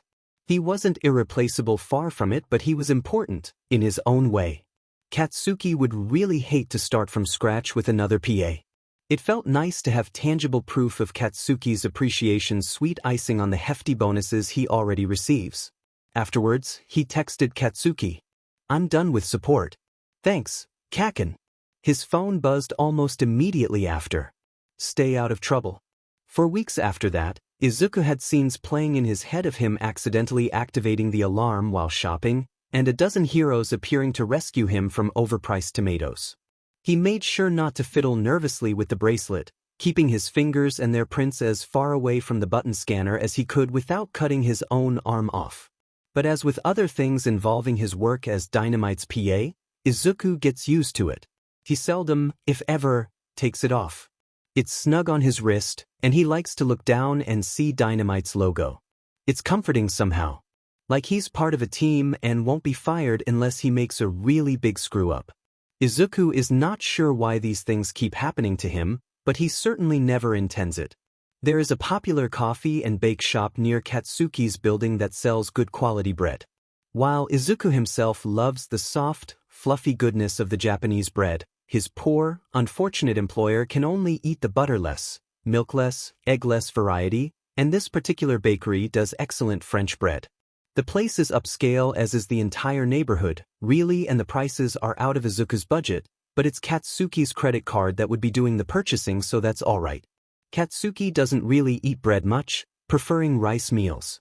And on the rare days Izuku does serve him some, he usually makes it from scratch. Izuku finds the kneading of dough a soothing exercise, a quiet break from the craziness of the day. Izuku's right shoulder hurts today though, and the thought of working that dough makes him want to cry. But he already has the meal planned and prepped, and so bakery-bought French bread it is. He doubts Katsuki would notice the difference. Izuku's shoulder is his own fault. His neighbor has a beautiful Akita named Ryu that Izuku is half in love with and who seems to adore him back, despite that he probably smells of cat because of Chibiusa. Neighbor had a fall recently and hurt his hip, and Izuku has been offering to help walk Ryu whenever he comes home early enough to do so. The dog was particularly energetic last night, and Izuku tired from a long day. All things considered, it was not the ideal situation. Ryu saw a squirrel. Izuku was not paying attention. The next thing he knew, he was being dragged sideways by a dog almost the same weight he is. Ryu was well trained enough to heal when told, which Izuku's shoulder greatly appreciated, but the jolting damage had already been done. Ryu went home squirrelless but happy. Izuku went home to ice his shoulder. The bakery is just a few buildings away, and it's a nice weather today, so after dropping Katsuki off at the agency, Izuku parks the car in the basement and heads out again on foot. Izuku is on his way back, bread and eco bag in hand, when it happens. He's seen the child around before. He's too young for preschool, and he and his grandma could usually be seen in the landscaped park in the area. The boy is squatting down by the edge of the koi pond, happily feeding the fish. He wasn't unattended. His grandmother is there, sitting on a bench a few feet away, but she is, unfortunately, too far, her bones too fragile, her reflex too slow to stop it. Izuku sees it almost in slow motion. The boy stands up and twists around, babbling something excitedly to his grandmother. But the pond edge is wet, his sneakers slip and he starts to fall back into the water. The pond is artificial and decorative, it's not that deep. But he is a small boy and even just 3 feet of water is well above his head. Izuku doesn't remember running. Later, he'd be shocked at how much distance he covered in that half second when the child was flailing helplessly, trying to keep his balance. But he manages to grab the child before he falls, tugging him from the edge to safer grounds.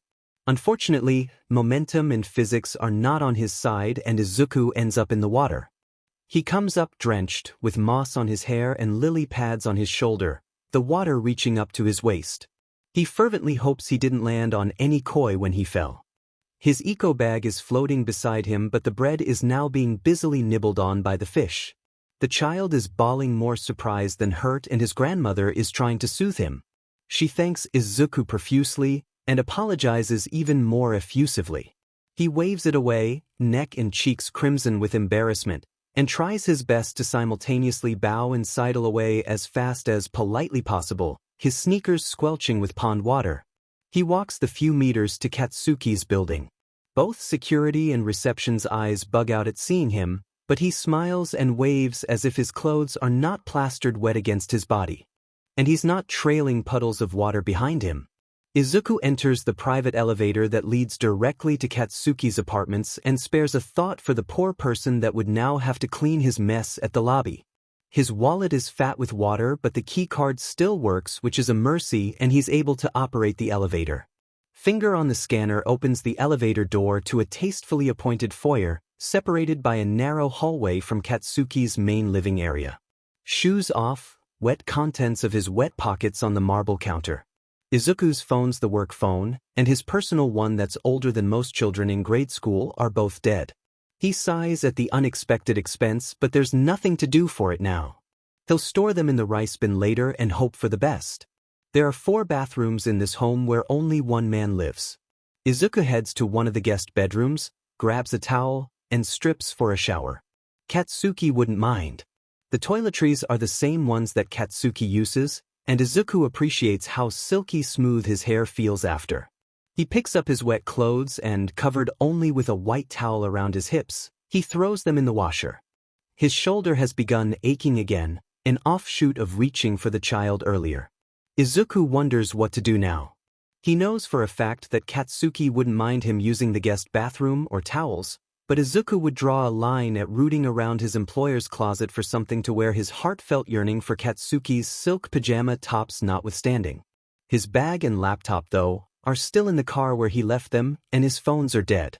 Katsuki might need him for something. He's standing there, undecided what to do, when he hears Katsuki bellowing out his name. Deku! Where the F are you? There isn't exactly panic in Katsuki's voice, but there is definite urgency. Izuku hurries out into the living area, bare feet skidding on the floor. Yes, he says, heart pounding in surprise and exertion. Katsuki is in full hero uniform. The urgency Izuku heard in his voice is reflected in his red eyes. He stalks the length of the room to Izuku, raking him up and down with narrowed eyes. What happened to you? Are you hurt anywhere? Katsuki cups Izuku's face, looks into his eyes, but he's not meeting Izuku's gaze, more like checking his pupils for a possible concussion. Sure enough, Katsuki continues his inspection. His fingers pad along Izuku's scalp, checking for bumps. He runs eyes and hands down the length of Izuku's arms, and down again his torso. Izuku resists the urge to squirm away as Katsuki's fingers skim down his very ticklish ribs. To be fair, the inspection runs fairly quickly as Izuku still isn't wearing anything except for the white towel around his hips. Katsuki grabs the edge of the towel, probably intending to rip it off, but Izuku does a death grip of his own and manages to squeak out in time. Wait, I'm not wearing anything under this. Katsuki scowls at him but releases the towel. Instead, he grabs Izuku by the arm and turns him around to check his back. Unfortunately, it's the arm connected to the injured shoulder and Izuku lets out a distressed sound. What's wrong? Katsuki says, immediately stopping. He goes around Izuku instead of turning him back around. Nothing. It's just a pulled muscle from last night. Last night? Katsuki frowns down at him. You're not injured. Me? Just a sore shoulder. What's going on, Kaken? Why are you home early? Katsuki lets out a long breath.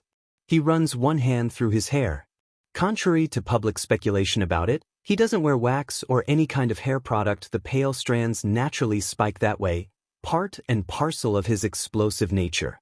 Your tracker indicated a surge of adrenaline and everything else that would indicate pain and distress.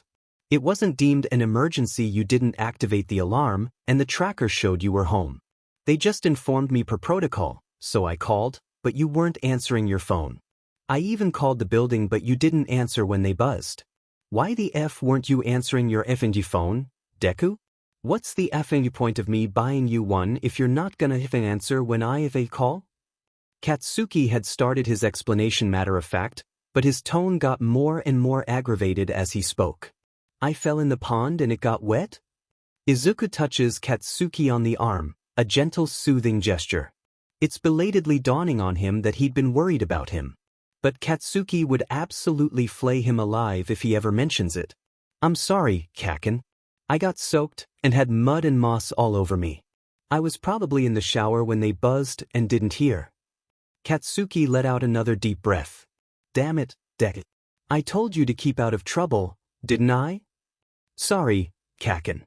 What happened to your shoulder? Izuku peers up at Katsuki and decides a little levity would be good to lighten the situation. He smiles. I was walking the love of my life last night, and he almost pulled my arm off, running after a squirrel. It doesn't exactly go down as he expects.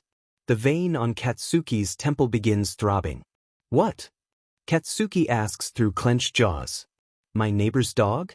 Ryu? I mentioned him before. It's a grand love affair. I was walking him, but he saw a squirrel and pulled me along with him. He pauses. Katsuki still seems set off. We didn't catch the squirrel, he offers in case Katsuki was worried about that. Katsuki looks up at the ceiling. Izuku knows him well enough to realize he's counting as an anger management technique. And probably praying for patience. I really am okay, Kaken, he says gently. The pond was only waist deep and full of koi. Let me check your shoulder, Katsuki says, his voice quiet. Izuku used to be wary of Katsuki's silences. The man is explosive practically 24/7, and silence only means you can hear the ticking of the bomb better. But Izuku has learned that. Katsuki has quiet moments too. Pensive ones, peaceful ones. Relaxing at home with his cat. Sharing meals. Standing by the window, looking out at the city he protects, thinking, all is well under my watch. Izuku can't quite put his finger on Katsuki's silence now. He's not angry anymore. He can't be worried either since Izuku is obviously fine. But it makes Izuku want to keep a gentle hold on Katsuki's arm, telling him, without voicing it, that he's really okay and he's sorry he worried him. Izuku wonders how he can tell Katsuki how much he appreciates having someone be concerned about his well-being, if he can't acknowledge that Katsuki worries about him. It's been such a long time since someone asked Izuku how he's doing. And he can't tell him how happy Katsuki has made him. He just stands there, a gentle hand on Katsuki's arm, hoping he understands how Izuku feels. It doesn't seem broken, Katsuki pronounces. His big hands had pressed and prodded at Izuku's shoulder. Izuku had done his best not to wince. You should still get it x-rayed to be sure. This time, Izuku can't help the grimace. He's had his fill of hospitals, enough for a lifetime and more besides. He'd rather not go unless it's a real emergency. A sore joint because of his own stupidity doesn't seem like a good reason to go. Katsuki frowns at him. You're covered under my insurance, Deku. Izuku looks at him in surprise. The cost hadn't even entered his mind, he just didn't want to go if he could help it. It's fine, Kaken. I just overextended it last night, and then again this morning when I reached for that kid. I just need to rest it. What kid? Katsuki snaps, ignoring everything else Izuku said. Izuku launches into an explanation of what happened. He probably would have been fine, even if he had fallen in. I could have fished him out. But he would have taken in water and probably been terrified, the poor thing. And I'd still end up wet anyway. Izuku was half expecting a lecture about letting hero stuff be done by actual licensed heroes, and was readying a witty remark to deflect, but Katsuki doesn't say anything about it. Come on. Katsuki turns and heads to his bedroom, fully expecting Izuku to follow. He does, of course. That's exactly what it says in Izuku's job description. Follow Katsuki.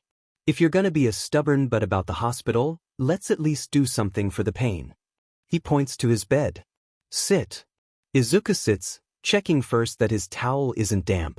Katsuki heads to the en-suite bathroom. Izuku knows what's in there, he's the one who keeps it stocked, and sure enough, Katsuki comes out with the first aid kit. It's bigger than most households would have, and there's another one in the kitchen too, but then, other households don't have a pro hero in residence. Katsuki takes the Salanpa gel and rubs it on Izuku's shoulder. Izuku tries not to hiss. Crybaby. I'm not even crying. Katsuki gives him a look. This time, Izuku mumbles. The gel itself is cool, but Katsuki's hands are warm. Callous. Strong and firm. Izuku thinks this must be how the people he saves feel, calm and reassured. Like he's in good hands. Thank you, Kaken, he says, rotating his shoulder. Gently. He winces anyway and stops. Dumbass, Katsuki says with a shake of his head, wiping his hands off with some wet wipes. You need to keep weight off that and make sure you don't work it. Izuku nods, trying not to think how that would impact his day-to-day, keeping his dominant arm as still as possible. He wants to get up, off the bed, and he should get up off the bed, but Katsuki is standing directly in front of him, his much larger body bracketing him where he sits. Izuku debates whether it would be more rude to nudge him away a little with a gentle hand on his arm or maybe hip, or outright ask if he could step away. Maybe if he makes to stand up, Katsuki would step back. Izuku opts to bypass the awkwardness of asking and chooses the third option. Except Katsuki doesn't step back. Now they're standing chin to forehead and Katsuki is still taking up too much of Izuku's space. Why are you naked? Katsuki asks, like it's a question that's been bothering him for a while, and now needs an answer. My clothes are still in the wash. He blinks up at Katsuki. I got a closet full of them. I didn't want to overstep. Katsuki is quiet again, the kind that Izuku can't quite read. You're welcome to everything I have, Deku. Oh, well, thank you. I think I'm gonna take you up on that 'cause I'm getting chilled like this. He rubs his hands on opposite arms to prove his point. That makes Katsuki step away. Finally, Deku's jittery brain cackles in relief. I didn't realize you had freckles all over, Katsuki says, as Izuku moves towards the walk-in closet. Izuku looks back at him in surprise. But you must have seen me undressed before? I think I would have remembered that, Katsuki says slowly, testing his words. We've had years of PE classes together, Kaken, Izuku points out, standing just outside the doorway. I've always had freckles all over. That was a long time ago. A rueful smile graces his lips. I'd forgotten about that. You were stupid scrawny. The smile fascinates Izuku. Rueful is not an emotion usually associated with the explosive Bakugo Katsuki. And you were always the golden boy, he says with a smile of his own. Izuku doesn't mean it in a derogatory way. Katsuki was golden in every memory he had of him, even the not-so-good ones. Go get dressed, Deku, Katsuki says after another one of his silences. Izuku nods, turning back to the closet. Katsuki has come a long way since then, from the front of the class to the front of the hero leaderboard. But Izuku tells himself, quirkless little orphan Deku has come a long way, too. Nothing quite screams lack of professionalism like wearing your employer's silk pajama tops, so with a resigned sigh, Izuku opts for one of Katsuki's many black shirts. They're basically identical. He uses them for gym and training. They're fitted on Katsuki, the armholes barely able to contain his bulging biceps, and hugs his shoulders and chest like a particularly loving girlfriend. On Izuku, there's enough room for two. There is a stack of soft cotton shirts that Izuku could have picked. They're old and stretchy, the colors muted, the fabric soft as a baby's butt. The graphic tees are from Katsuki's younger days, in UA or as a newly debuted sidekick. These are the ones he uses for their morning meals. Izuku suspects he still sleeps in just pajama bottoms. The idea of him sleeping NDE is not something for contemplation and just pulls on a cotton shirt to appease Izuku's sensibilities. It's to be acknowledged that it's a bit hard to hold a conversation when you're trying to wake up, and the person across from you is looking anywhere except where you are. Izuku doesn't use one of those because it still seems too personal. A soft gray shirt with a faded All Might logo. A black one with an Aji Fry logo on front. Another black shirt that confusingly proclaims, "I'm the Lord Explosion Murder." They're things Katsuki would have long ago thrown away if they didn't have specific value to him. The black gym shirts are things that his sponsors provide for Katsuki. Every few weeks, a new pack arrives to replace the older ones as they wear away. It won't do for Dynamite to be seen in the gym in less than excellent training outfits. It's easy for Izuku to pick one, and if Katsuki is bothered that he borrowed it, he won't miss it should he want to discard it after.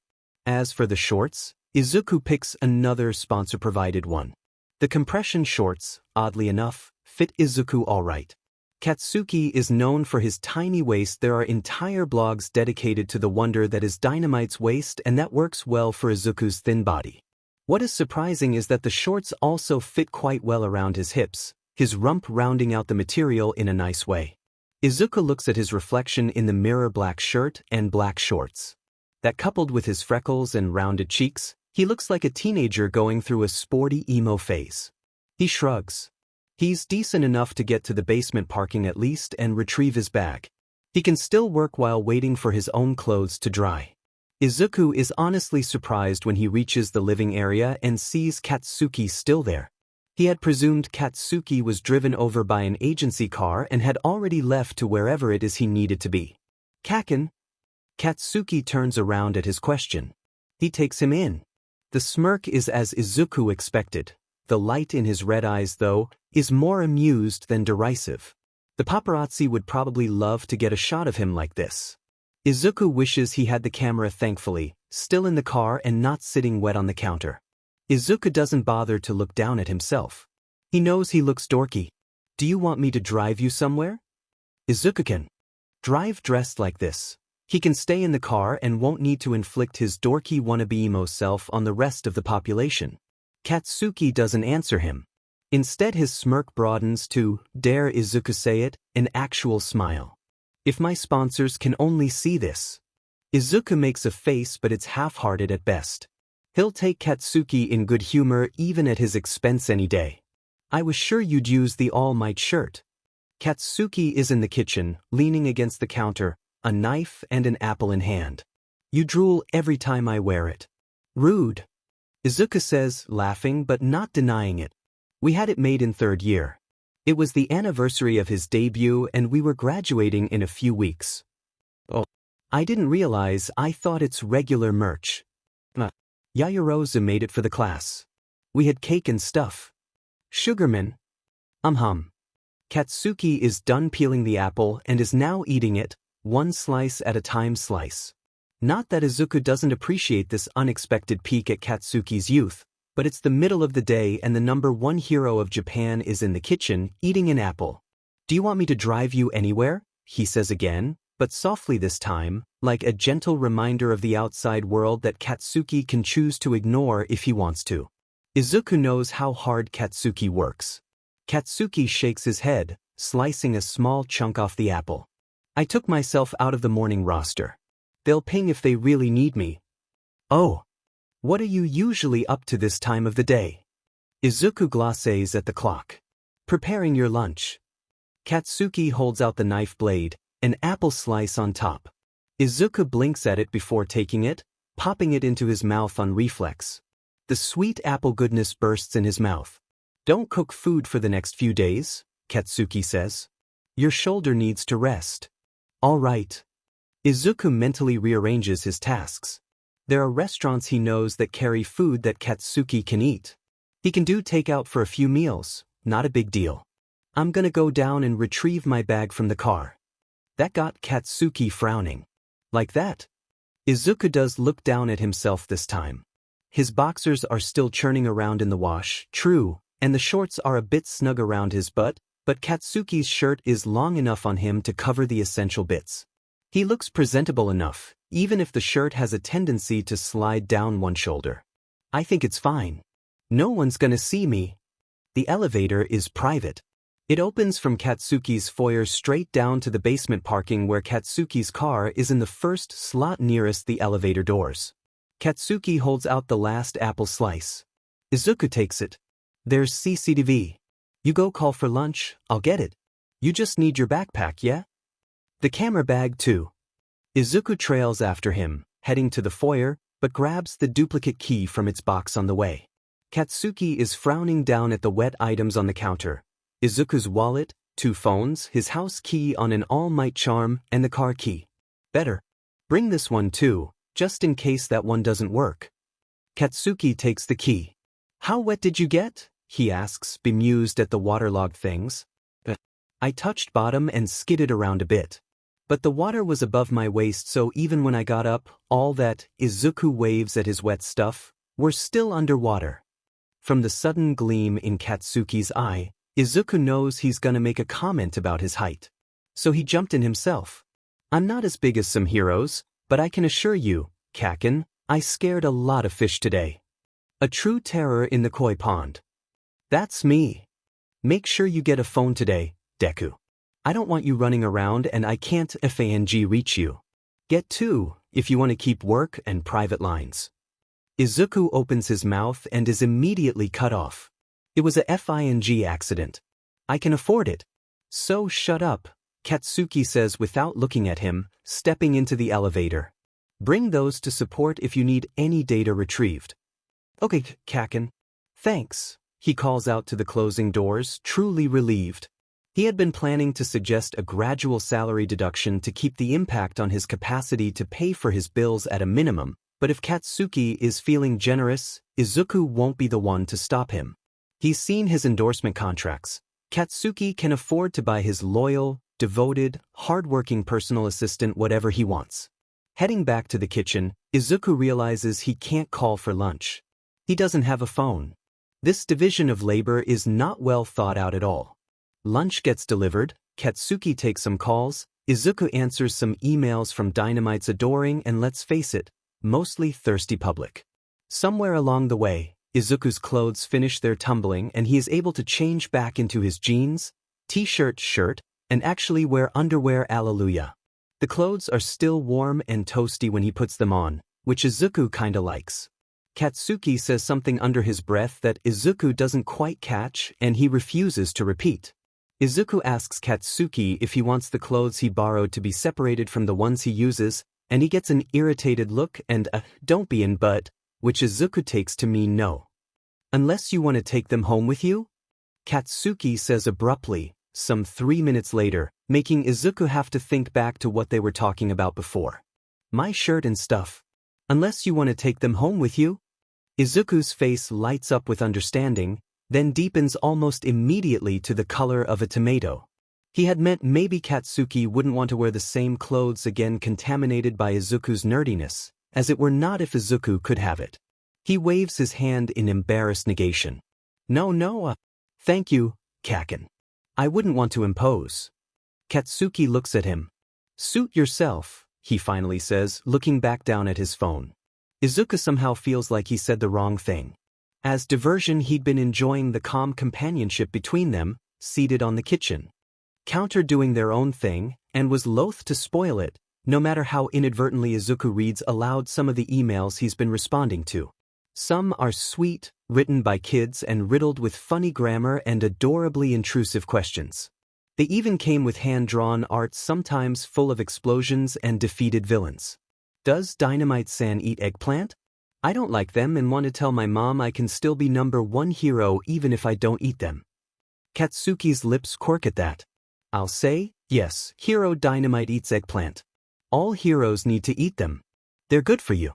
But maybe you can ask your mom to try other ways to cook it, and see if you like that better. Izuku says out loud as he types. He knows for a fact Katsuki likes eggplant. He attaches a link to a recipe he's used for Katsuki before. Oh, this is a really nice artwork of you, Kaken. Izuku exclaims. He turns his laptop around so Katsuki could see. Katsuki looks and snorts a laugh. It's by a 6-year-old, and there is liberal use of orange and green crayons. We used to draw All Might all the time back in preschool, Izuku says, smiling at the memory. just in preschool? Katsuki asks, incredulous. Izuku laughs. I graduated from using crayons at least. The old hag still has my drawings in a box somewhere. Katsuki says, wrinkling his nose, as if unsure if that was a good thing or not. Really? Izuku says, delighted with the idea. Maybe I can ask to see them the next time we're over. Don't f-ing dare, Deku. I'll end you. Go look at your own drawings. Izuku just smiles. He doesn't think Katsuki would have mentioned it if he really didn't want him to see. I don't think my dad kept any. Maybe my mom would have, he says, thinking out loud, but you know what happened. He shrugs. Izuku looks at the rest of the emails, feeling Katsuki's eyes on him and willfully ignoring it. One email in particular makes him blush to the roots of his hair. It at least does a very good job of distracting him. You have some very thirsty fans, Kaken. With time on their hands and a wide vocabulary. Katsuki scowls. Just delete those fing things. Izuku doesn't.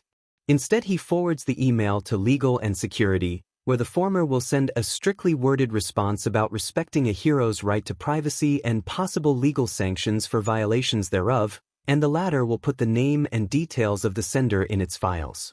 Katsuki is off the hero roster for another hour, but his phone pings. Izuku knows that particular sound. Should I drive you? Katsuki is frowning down on his phone. No. Faster if I go. Izuku nods. He knows Katsuki is strong. He's the #1 hero in Japan 4 years running. He's amazing. But his heart can't help but pound and stutter in his chest. Dynamight is being called to assist on something when he's technically not on duty. It has to be huge and needs all hero hands on deck. It's a matter of moments for his hero uniform to cover him. Izuku follows him. Out to the balcony doors. Be safe, Kaken, he whispers. Katsuki looks back at him. He already has his domino mask on, obscuring the look in his eyes. Stay out of trouble, Deku. And then Katsuki is gone and Izuku is all alone. Panic bracelet issued or not, Izuku isn't Katsuki's family.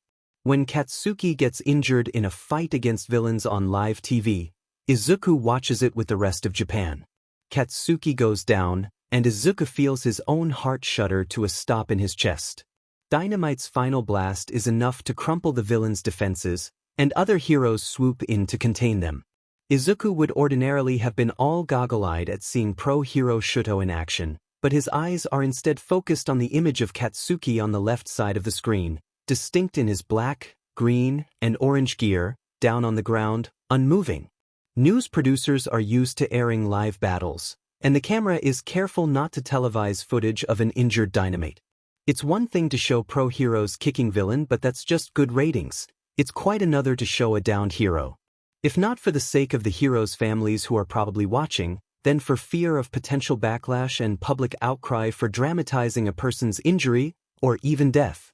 That, and they don't want to get on the bad side of working heroes. They want them cordial and accessible for interviews and shots. Heroes are quick to close ranks when they feel the media oversteps their boundaries, and showing a downed hero live on air is one of those things that PSS pro heroes off. None of those things feature in Izuku's mind, however, as the news feed cuts to focus on other heroes who are not down on the ground and very definitely not Katsuki. He watches the ticker news scroll slowly past the bottom of the screen, informing him of what he already knows: pro-hero Dynamite down in a villain attack. And aggravatingly reticent on what he desperately wants to know: is he okay? Please let him be okay, please, please, please. His phones are still wrecked. Otherwise, he'd be on it, calling Katsuki's Tanaka would know what hospital they'd take him to. Izuku doesn't know if Tanaka is authorized to release that kind of information to him, who's technically a civilian and a non-family member. In the dim area of his mind that is still working against panic, Izuku has an image of himself coldly telling an information-reticent Tanaka that he better spend the next hour readying his resume because Izuku will get him fired the moment Katsuki's awake and lucid enough to listen to Izuku, and they both know that Katsuki would fire him first before he lets Izuku go. Instead, Izuku fires off an email, hoping real-life Tanaka is more considerate and forthcoming. He informs him that both his phone lines are off, to please have someone contact Katsuki's parents as they would both likely try to call him, not be able to connect and panic more, and to please tell him which hospital they brought his employer. Izuku waits, staring at his email, refreshing and refreshing the page like it doesn't have push notifications, willing it to manifest a reply. Izuku tells himself Tanaka would be busy, coordinating things for Pro Hero Dynamite, and his lowly PA is not a priority. Less than a minute later, feeling like he's about to lose his mind, Izuku blindly grabs car keys and jacket, and he's out the elevator doors. It usually takes them 20 minutes to get from Katsuki's penthouse to his hero agency outside of rush hour. It's lunchtime, there's some traffic on the road. It takes Izuku less than 10 minutes to get to the agency. Katsuki can pay for any tickets Izuku may have incurred. He can afford it. The agency has a basement car park with a designated slot for Katsuki's car. Izuku never gets there. He gets flagged by Red Riot just as he reaches the agency building. Izuku stops the car, rolls down the window.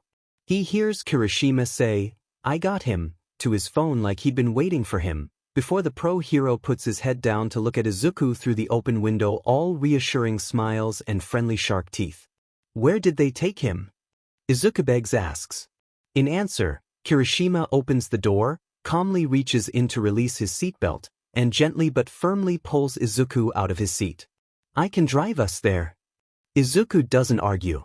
He runs to the other side and gets on the passenger seat. He can't seem to get his seatbelt to work. Kirishima again calmly reaches over and helps him buckle it on. They say he needs surgery, but he's not in a really bad way, okay? Kirishima tells him, voice calm and soothing.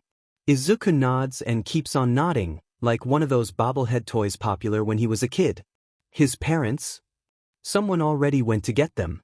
Okay, Izuku replies, knowing that there's nothing more that the hero beside him, Katsuki's close friend and colleague, and also worried about him, could possibly tell him at the moment. After a few blocks travel, something occurs to Izuku and he dredges up a fragment of concern from somewhere. "Are you okay?" he asks. Red Riot was one of the heroes on the scene. "Me? Yeah. I'm kinda hard to hurt," he says, smiling. Izuku nods again. They reach the hospital, and one of the junior heroes, a young sidekick usually assigned to Red Riot, is waiting for them. Kirishima gets out of the car. The sidekick gets in. Izuku barely registers it being driven away. He's out the moment the car stopped and is now standing in the middle of the hospital lobby, not sure where to go next. Kirishima's broad arm settles on his shoulders. "Come on. He's in surgery, but there's a waiting area for us." Izuku follows where Kirishima leads. Where he leads is a small room full of pro heroes from different generations, but mostly from Katsuki's class. Izuku knows them all, if not through his work with Katsuki, then because they're the who's who of Japan pro heroes. A small, dedicated bomb right here, right now, could take out a sizable chunk of the current top. Izuku sits down in one of the empty chairs by the door, some distance from the grouped heroes. Kirishima leaves him to go to them, all healthy and alive and not currently in surgery. Izuku sits quietly, his smaller frame swallowed by one of Katsuki's jackets. He hadn't been looking when he snagged it, but now he's grateful for it. It smells like Katsuki. He burrows in it, sinking down in its depths, collar up to his ears, sleeves hanging far below his wrists, almost covering his fingers in their entirety. Someone hands him a bottle of hot lemon drink from a nearby vending machine. Kaminari. Izuku's mind supplies sluggishly, pro-hero charge bolt, yet another of Katsuki's close friends and colleagues. Izuku doesn't drink it. He holds it between his palms, letting it try its best to seep warmth into the coldness of his hands. A part of Izuku feels weird sitting here. He feels like he should be running around doing something. That's his job, to keep Katsuki's personal life straightened and on an even keel. But without his phone, there's not much he can do. And while he feels like he should be running errands for the pro heroes in the room with him, he's the only one of no importance in the room, lower than even the most junior pro hero in attendance. He's not their PA. His boss is in a surgery room somewhere fighting for his life. So Izuku just sits there until the unopened bottle of lemon drink loses its warmth and his hands have no choice but to remain cold. Some half an hour later, Katsuki's parents arrive, ushered in by pro hero Uravity. Izuku stands up. Mitsuki heads straight for him and pulls him into a hug. He doesn't know when he started crying, but his cheeks are wet when she wipes them. She's obviously been crying on the drive over, too, her red eyes puffy and worried. Angry. How very like Katsuki's. Then it's Masaru's turn to pull him into a side hug, briefer than his wife's had been, but just as consoling. I don't know anything yet. Just that Kaken's in surgery, he tells them, once he's been released. This Izuku knows how to handle. This is part of Katsuki's personal life. He should see to his parents' needs and comfort. They would have been told the same thing on the way over, but would want an update. Unfortunately, that's all Izuku has to offer for the moment. He urges them to sit. Would you like some coffee? He asks. Instead, Mitsuki tugs him down to sit on her other side and holds his hand in hers. Her soft hand warms the crooked fingers of his right hand far better than the bottle of hot lemon drink did. Coffee still materializes from somewhere. Katsuki's friends, those who know his parents from outside hero work, amble down their side of the room one by one. They bow, give hugs, shake hands, depending on how close they felt towards Katsuki's parents. A lot of them would have been young teenagers when they first met Katsuki, and his parents would have watched them grow up with their son. Izuku tries to smile at each one, some of whom smile back having met him before, the others eye him with open curiosity. Later, coffee makes way to snacks. Izuku refuses. He doesn't think his stomach can take in any food at the moment. Mitsuki does too. Masaru bites into his sandwich half-heartedly. Finally, a relieved but beleaguered-looking doctor in scrubs comes in. His hair is all askew from a recently removed surgical cap. They all stand up. He smiles, tired but triumphant. Izuku knows he should listen. He needs to know these things. How long will Katsuki take to recover? What medicines will he need to take, and what time? These are all his responsibility. For some reason, the relief he feels stuffs his ears with cotton, and he feels his legs turn to jelly. He sits back down, despite having been seated for several hours prior, feeling as if his knees won't support him. The mood in the room turns congratulatory. People hugging, people patting shoulders and backs. Katsuki is in a recovery room. He's still under and they can't see him yet. The room starts to empty. Concerned friends and colleagues, slowly filing out, nodding, bowing at Katsuki's parents, smiling at Izuku. They don't need to see him tonight. They just needed to know he was okay. Until there's no one left except Izuku, Katsuki's parents, and 3 other heroes. Kirishima, Uraraka, and Todoroki. Mind, body, and motor controls seem to be returning to normal, back from a shadowy time when Izuku couldn't focus on anything except Mitsuki's hand and waiting for that closed door to open. He turns to the elder Bakugas. I need to go back to Kaken's place and grab some of his things. Do you need me to get anything for you on my way? He presumes they'd want to stay here and wait for their son to wake up. Izuku is aware enough of his surroundings by now to see the flicker of something in Todoroki's normally impassive face. Katsuki had told him once before that Todoroki's Ice Prince persona is just that, a persona, and while he's no life of the party, he's definitely more expressive when among friends. I don't think so, Izuku-an. And all those can wait anyway, Mitsuki says. Izuku shakes his head. Now that he knows Katsuki is out of immediate danger, he knows he would feel better if he can do things. Sitting around for another couple of hours seem like torture. It's better I go now before he wakes up, he says with a smile. He's gonna hate wearing a hospital gown. Scrapes and bruises, Katsuki has had aplenty in the last 2 years. The man goes through bandages and Salonpa gel tubes at a concerning rate.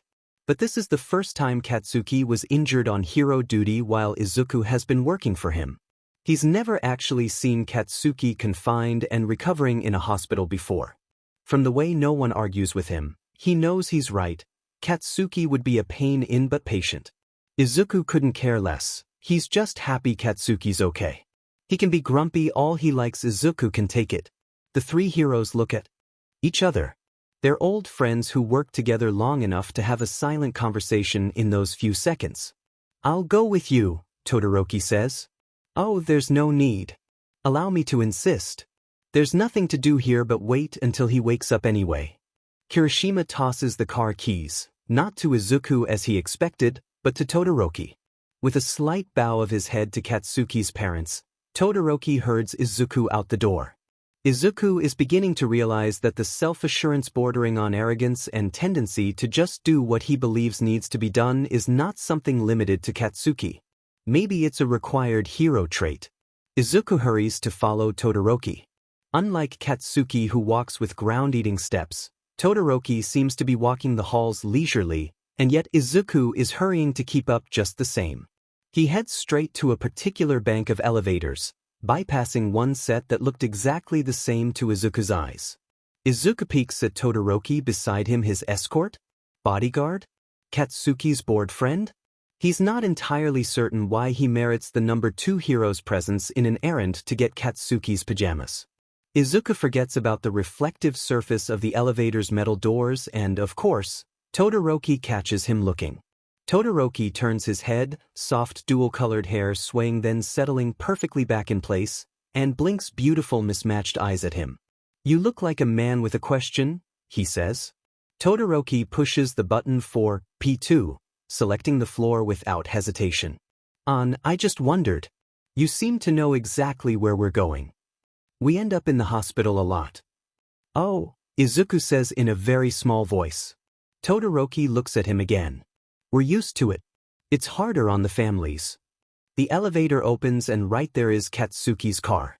In a 2-towered, multi-storied building with several floors devoted to basement parkings, Todoroki knows where an injured pro-hero's car would be parked.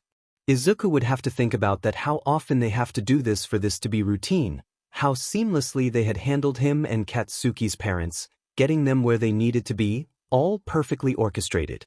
He has no doubts now that had he stayed in Katsuki's penthouse, someone would have come and picked him up.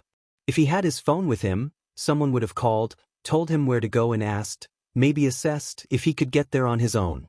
But that would have to be at a later date, when Izuku is alone and isn't feeling as vulnerable about life and mortality as he is at the moment. For now, he has errands to run, a list of things he needs to do, and clothes he needs to pack. Everything else can wait. Katsuki is safe, and that's all that really matters. Todoroki drives. Izuku doesn't even attempt to ask for the key. While Izuku would never, ever, in a million years, for any amount of money, wish for Katsuki to sustain enough injuries to require surgery and end up in a hospital, he is nevertheless, in a very distant way, grateful that this is the first time he meets Todoroki Shudo in the flesh. Izuku is effectively distracted, feeling a little numb from previous hours' stress, yet giddy with relief. There are many emotions roiling inside him right now that distract him from the fact that the man sitting beside him is pro-hero Shudo, Japan's number 2 hero, wielder of both Inferno and Ice in his tall, very handsome frame. Izuku has no doubt that he would very much have embarrassed himself otherwise. He knows Todoroki is one of the active pro-heroes out there that Katsuki considers a friend in that fractious, complicated way that Katsuki views the world and the people in it. But unlike Kirishima, who works for the same hero agency, or Uraraka, who is Katsuki's frequent sparring partner, he's never met Todoroki before. Katsuki complains talks about him enough, but circumstances or coincidence have made it that Izuku never crossed paths with the number 2 hero in the 2 years that he's worked for the hashtag, and there he sits now, pro-hero Shudo, in Katsuki's ginormously expensive car, driving Izuku around. Sometimes, Izuku wonders at the sudden turn his life had taken when Yagi encouraged he apply for this job. He's on a real-name basis with top pro-heroes, he has a panic button merch bracelet in case of targeted villain attacks, but most bizarre of all, he's friends with Katsuki again. He's seen Dynamight get injured in battle before, as Todoroki said, that happens to them a lot, but they were old acquaintances then, at most. He doubts Katsuki would have remembered him if they'd met out of context in the street somewhere, or even in context in a school reunion in their old neighborhood. Childhood friends who hadn't seen each other in over a decade just means you're strangers with odd memories of each other wearing pastel blue smocks and cute yellow hats. That and 1,000 sunny days hunting for bugs and skipping stones on water.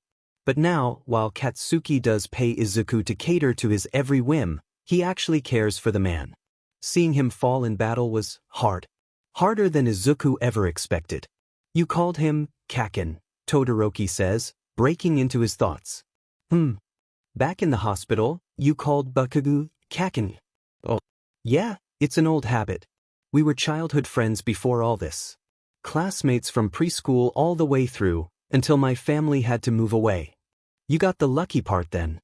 He was very uncute in high school. Izuku stares at Todoroki. He doesn't know him well enough to know if he is joking, but he feels the laughter bubble up anyway, born of relief more than anything else. He was very cute in preschool, Izuku agrees, his words still colored with the trail end of a laugh. All the kids wanted to sit beside him, the teacher had to make a schedule. It was a good way to learn the days of the week. You should ask Aunt Mitsuki for a picture. Todoroki slides him a glance before returning his eyes on the road. Thanks, I'm good. Izuku laughs again. He has to remember to tell Katsuki how funny Todoroki is. Are we heading straight to his place? Todoroki asks, navigating through traffic. Izuku hesitates. He needs to get a phone. It's become urgent now. What is it? There's something I need in the mall, he trails off, looking at the uniformed pro-hero beside him. There is no way he'd be able to run errands with Todoroki walking behind him. Izuku debates if it would be rude to ask him to wait in the car. Todoroki names a popular mall that's on their way. Will that do? Todoroki slides him another glance. Don't worry about the crowd, they won't bother us. Izuku eyes him with disbelief but settles back down in his seat. He's beginning to see now that it's humor that makes Todoroki's lips change shape that way. It's very subtle.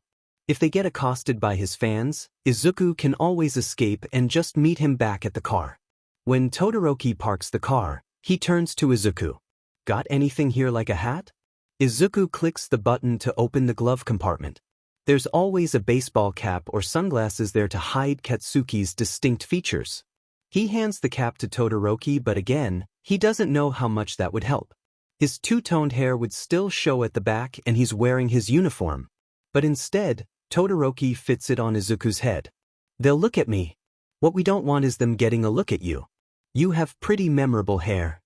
He taps the cap's brim. This should shade your eyes enough. Shame about the freckles. Keep the jacket on, Todoroki tells him as they enter the mall. Stay close but not too close. They'll be taking pictures. And then a funny thing happens. The quiet, considerate, surprisingly funny guy Izuku has been with for the last half hour disappears, and pro-hero Shudo takes his place. The Ice Prince himself. His face becomes this beautiful but cold mask that people sigh over but also warns everyone to keep away. Katsuki is explosive, he snarls and scowls and snaps at everyone. People sidestep him, try to keep out of his way, but they're fascinated with his presence. The more he growls, the more they follow from a safe distance, of course. Todoroki is the opposite. He's beautiful. But it's a cold kind of beauty that cuts and only the bravest of the brave would dare approach. It's enough that you saw him walk past. People stop all around them, alerted as to his presence. They take out their phones and take pictures, film him while walking. He pays them no mind. His pace is unhurried but constant, and a path opens before them in the crowded mall, like water parting before a god. It seems that the uniform is the best signal after all. He's a pro-hero on duty. Look, but do not hinder. Izuku half hurries after, half leads him towards one of the cell phone shops. Izuku deals with a much distracted salesperson as Todoroki stands by the shop's doorway behind him, arms crossed across his chest. Todoroki is looking out, mismatched eyes scanning the crowd gathering outside the shop, as if searching for a threat, effectively telegraphing, I'm a hero at work, don't bother me. Pictures of him leaning against the shop's door jamb would trend on social media that evening following news that pro-hero Dynamight is doing okay, and on his way to recovery, and sparking speculation whether he's the tech giant's new brand ambassador. But the public knows better than to use flash photography against any pro-hero. That's another thing pro-heroes stomp down hard on, as it's a potential danger to them out in the field. Inside the shop, Izuku is experiencing technical difficulties. The guy initially attempted to sales talk him into getting certain phone specs, but Izuku was in a hurry and didn't much care. He asked for 2 units. The problem arose when he tried to pay. The credit card is, of course, in Katsuki's name. Izuku is not Katsuki. And he could not authenticate the purchase through his phone because his phone is back at the penthouse, still communing with pond moisture, and is the reason for this particular purchase. Izuku sighs. There are better ways to have handled this. He could have gotten cash first from the bank. He could have purchased this online using his laptop. Izuku is good at this. This is what he does every day for Katsuki. He solves problems and unkinks knotted logistical issues. But obviously, Katsuki's brush with permanent injury or death has left Izuku functioning at a less than optimal state. All he could think about heading here is that he needs a phone so Katsuki could reach him, should he need him. Stupid. He turns to go, but Todoroki is suddenly by his elbow. The guy assisting Izuku turns an odd shade of milky blue. Problem? I don't have the money with me to pay for this, and I can't use Kaken's card. For obvious reasons that I really should have thought of, Izuku says wryly. Todoroki reaches into one of his many pockets. Let me buy it for you. Oh, but Todoroki-san. Don't worry. I'll make sure to charge Bakugo for it. And there it is again, that glimmer of humor, gone as fast as it appeared. He can owe me. Big time. Izuku could practically hear the unsaid words. Izuku half laughs, appalled at what Todoroki will probably do but grateful for the intervention. Let the two grown, wealthy men sort this out between them. All he wants is a way for Katsuki to be able to reach him when he's not there by his bedside. The drive to Katsuki's buildings is quiet. It's obvious Todoroki knows where to go and requires no directions. He knows where to park too. Izuku is tempted to ask if his fingerprints would work on the private elevator. He recalls being nervous a few days ago when Katsuki came home earlier than expected and Izuku didn't know who else it could be who had access to the penthouse. The biggest surprise comes when they reach the living area. Chibiusa, the unchallenged mistress of this home, snobbier than any royal cat of ancient Egypt, pads over and swirls herself around Todoroki's ankles. Todoroki kneels down and scoops the cat to him, snuggling her to his chest. Izuku makes a mental note to hand Todoroki a lint roller before they leave. Chibiusa's propensity for shedding and Katsuki's tendency to wear black means they have a lot of it strategically stored throughout the house. You really should have gone home with me, little one, but then some people can't hear the word no, can they? He tells her in a gentle, lilting tone. Please don't steal the cat, Todoroki-san, Izuku says, forestalling any plans for catnapping. I wouldn't want to get you in trouble, he says, almost primly, making Izuku smile as he probably intended. What can I help with? If you can feed her, I can do the fish. Then I just need to pack a bag for Kaken. Todoroki nods and heads to the kitchen, taking Chibiusa with him. Izuku shrugs. He probably also knows where the cat food and dish bowl are. On second thought, Izuku decides not to mess with the fish until after he's talked with Katsuki. It's the one thing in this whole house that Izuku doesn't take care of. Katsuki does it himself. One more day of not feeding won't harm it. He heads to the master's bedroom instead and starts packing. On the way out, Izuku's hand hovers over Katsuki's jacket that he'd worn earlier. He grabs his own jacket instead. What about the other one? Todoroki asks. I don't think Kaken's coming home any day soon. He won't need it yet. Todoroki's shoulders barely move, but he somehow appears to shrug. Bring it anyway. Better yet, wear it. Bakugo would enjoy the view. Izuku laughs. He's getting used to Todoroki's brand of humor. I do look dorky in it. That isn't what I see now. See what? Todoroki shakes his head. It's not my place to say.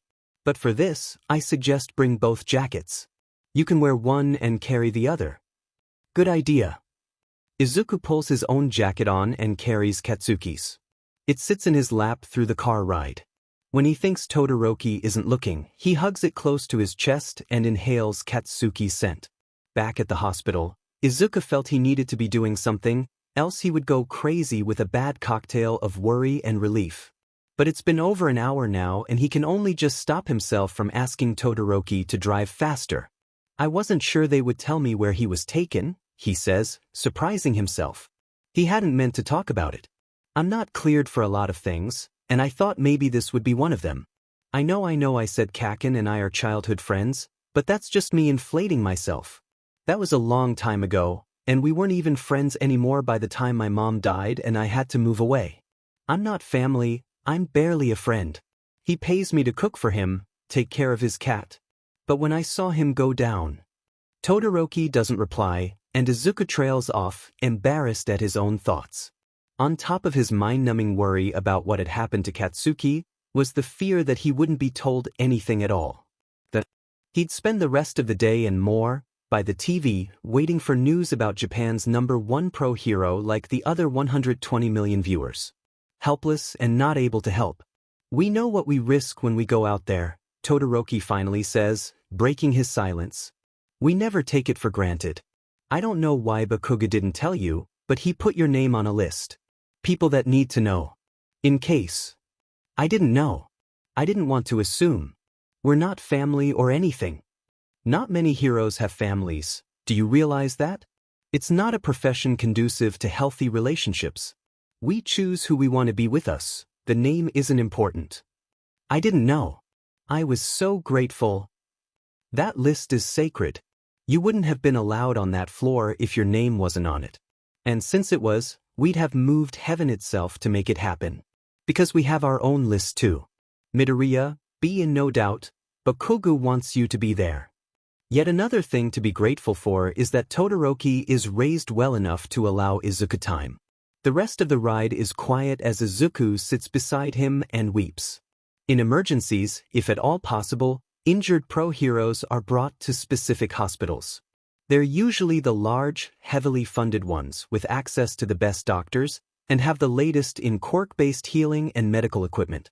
These hospitals have a special wing and floors designated for pro heroes and the people in their lists. Pro heroes get in enough fights and sustain injuries often enough that this arrangement actually comes out practical. Everything in the hospital's hero wing is reinforced, threaded with alarms and sensors, and built to withstand all but the most dedicated villain attack. If you want to come after an injured pro hero who's prone on their back and wearing a hospital gown, you're better off doing it through subterfuge. Between the heroes stationed on duty, and the hero friends and colleagues you might surprise there on a visit, a full frontal attack has low probability of succeeding. A quirk that allows you to disguise yourself or perhaps control people could maybe allow you to get in near enough that you can try for an assassination. Maybe. If you're lucky, because everyone's presence is constantly vetted too. Izuku finally realizes this as he watches Todoroki press the elevator button. A panel on the wall scans his bulky wrist communicator/biometric tracker that every pro hero wears, and his prints too, for good measure before the elevator moves. Izuku had been too worried about Katsuki to notice Kirishima do it, and on the way out, he was too confused at having Todoroki beside him to notice what he was doing. But he certainly notices now. It's something very similar to what he does to the private elevator in Katsuki's home. But instead of a wrist device, he would pull out his wallet so the scanner could read the white, nondescript card that occupies a slot inside just below Katsuki's credit card, which allows him to push the button. For the penthouse, when it reaches the top, he scans his fingerprints to get the door to open. Izuku had never thought about it before. He presumed it was a standard security feature, and all penthouses in Tokyo with a private elevator function the same. But something about what Todoroki did caused Izuku to experience a vague sense of déjà vu, like he'd seen this done before. By someone else. A long time ago. Todoroki sees him looking and explains.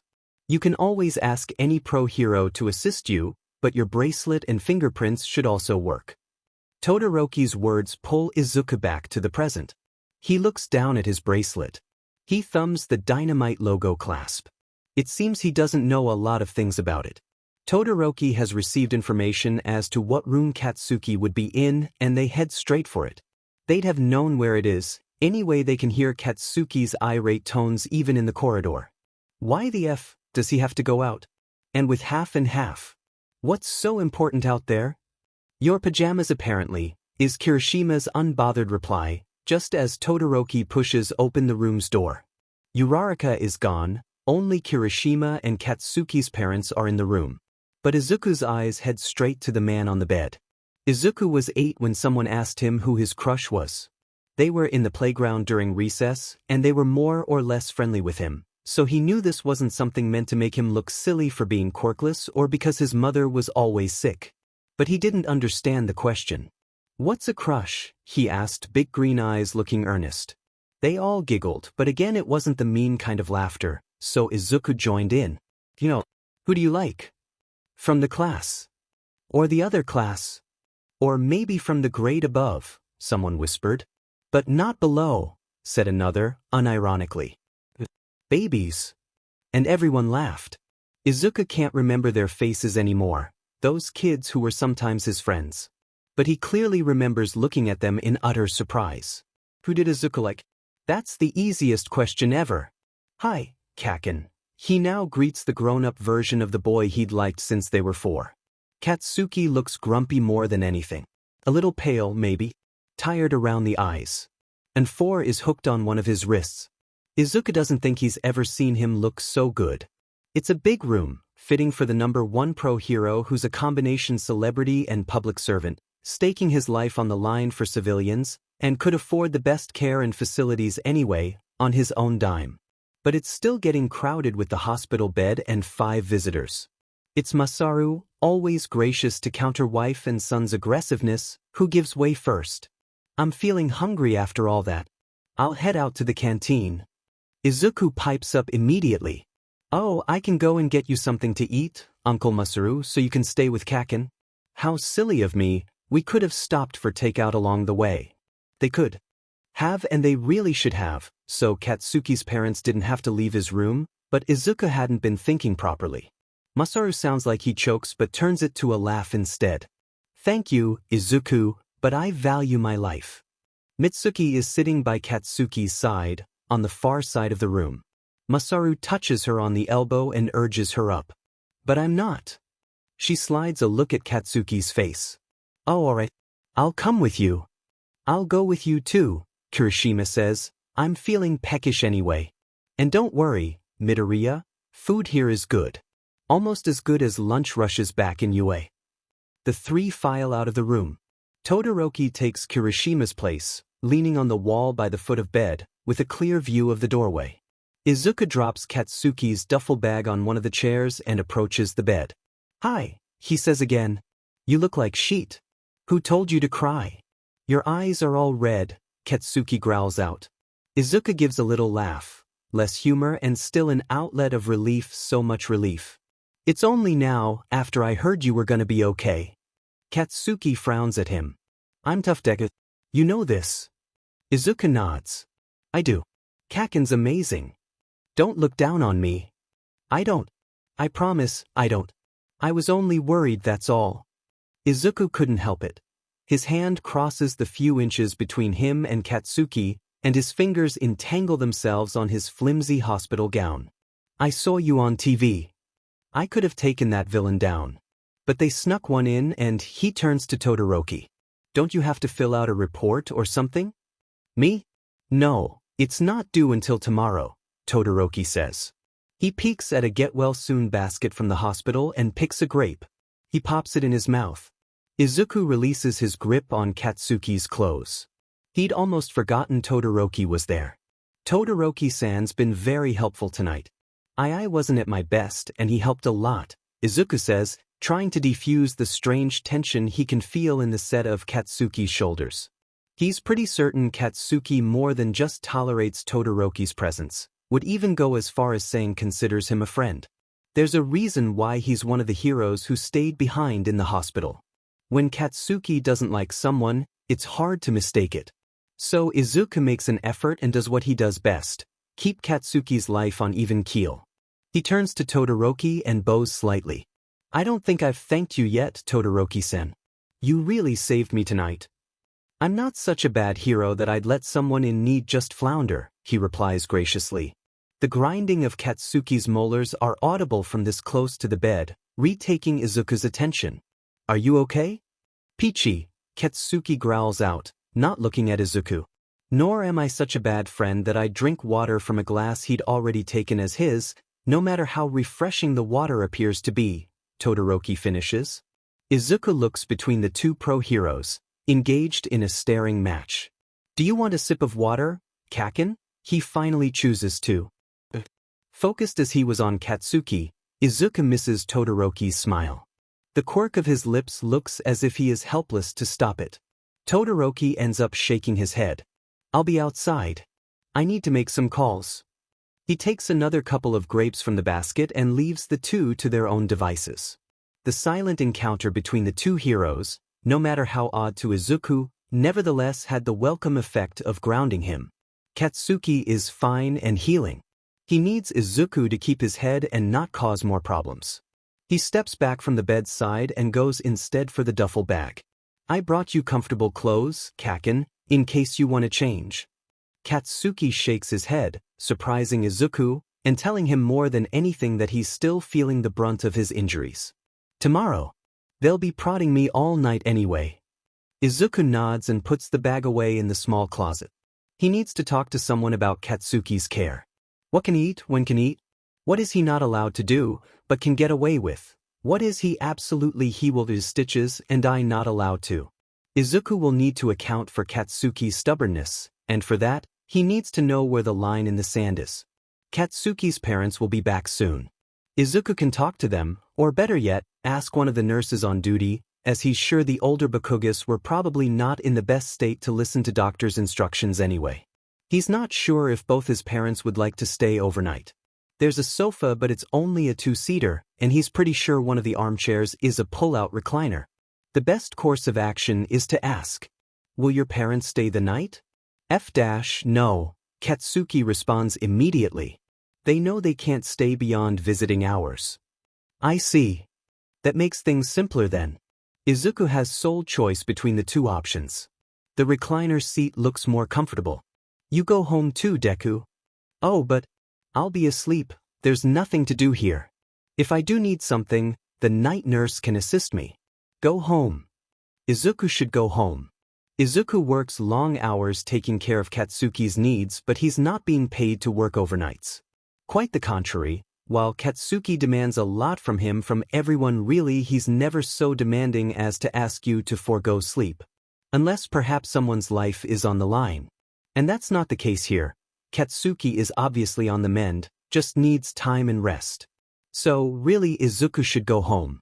He thinks of his tiny apartment and his tiny bed, and how he'd never be able to sleep a wink, despite the exhaustion he can already feel creeping in, preoccupied as he would be thinking of how Katsuki's doing in the hospital, across the other side of the city. Izuku should go home, but he finds he really doesn't want to. He grabs his courage and hangs on to Todoroki's words from earlier. I know this is probably beyond my tasks, so you don't have to pay me. He waves his hands in front of him, like he could erase the idea of money. I promise I'll be quiet and not disturb you, and you can rest. But, Kaken, I would like to stay. He'd stepped forward slowly as he spoke, nearer and nearer the bed, and Izuku finds his fingers once again clutching at Katsuki's cotton gown. Please, Kaken. Katsuki looks at him.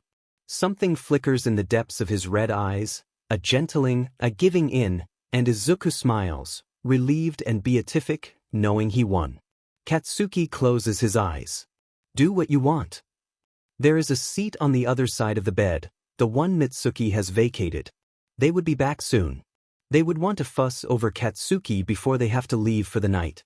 Izuku instead takes another chair, positions it on the other side of the bed and sits there. He won't have to give this one up when they arrive. In the last few minutes, Katsuki has gone from eyes closed to fully asleep. Pain and exhaustion line his face, more visible now that he's not awake to hide it. Izuku has never had time to love anyone. He's suffered through too many unthinking boys and girls asking him out on dares or as jokes to even think about it anymore.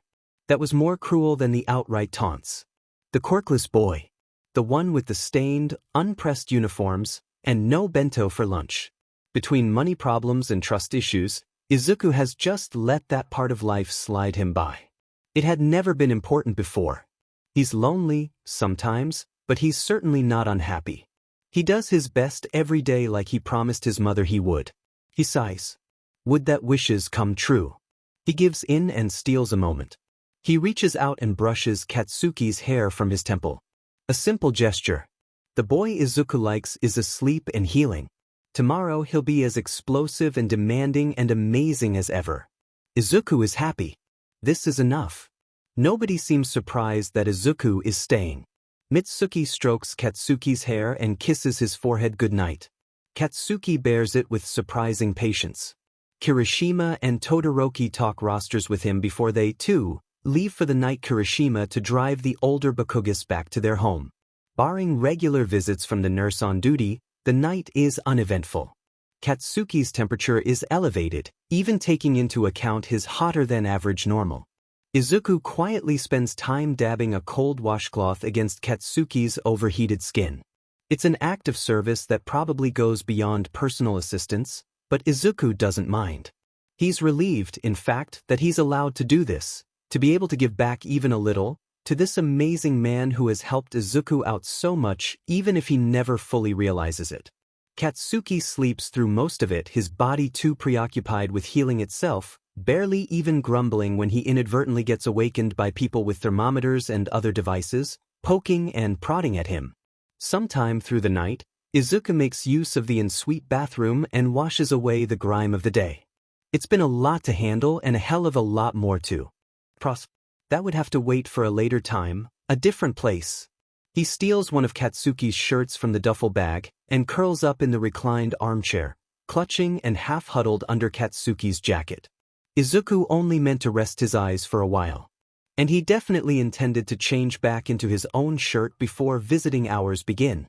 But he'd been too tired, emotionally if not physically, and pro-heroes apparently don't operate under normal civilian hours, even injured ones, because much sooner than he expected, Izuku's sleep is disturbed by soft voices. Because he's dependent on me, comes Katsuki's voice, low and quiet. And I'm not a effing monster. Well, gods know I'm not one to give advice on this. Fuyumi Nizan would laugh her head off. Maybe talk to Kirishima. He's another one who won't shut the F up about it. Just leave it alone. He's fine, we're fine. And except for this stitch on my abdomen, I'm effing dandy. So fine you kept me away for months? Really, Bakugu? I'm hurt. Teeth. Izuku didn't mean to eavesdrop, really he didn't. It was only a combination of his mind still trying to wake up and being comfortable where he was for some reason.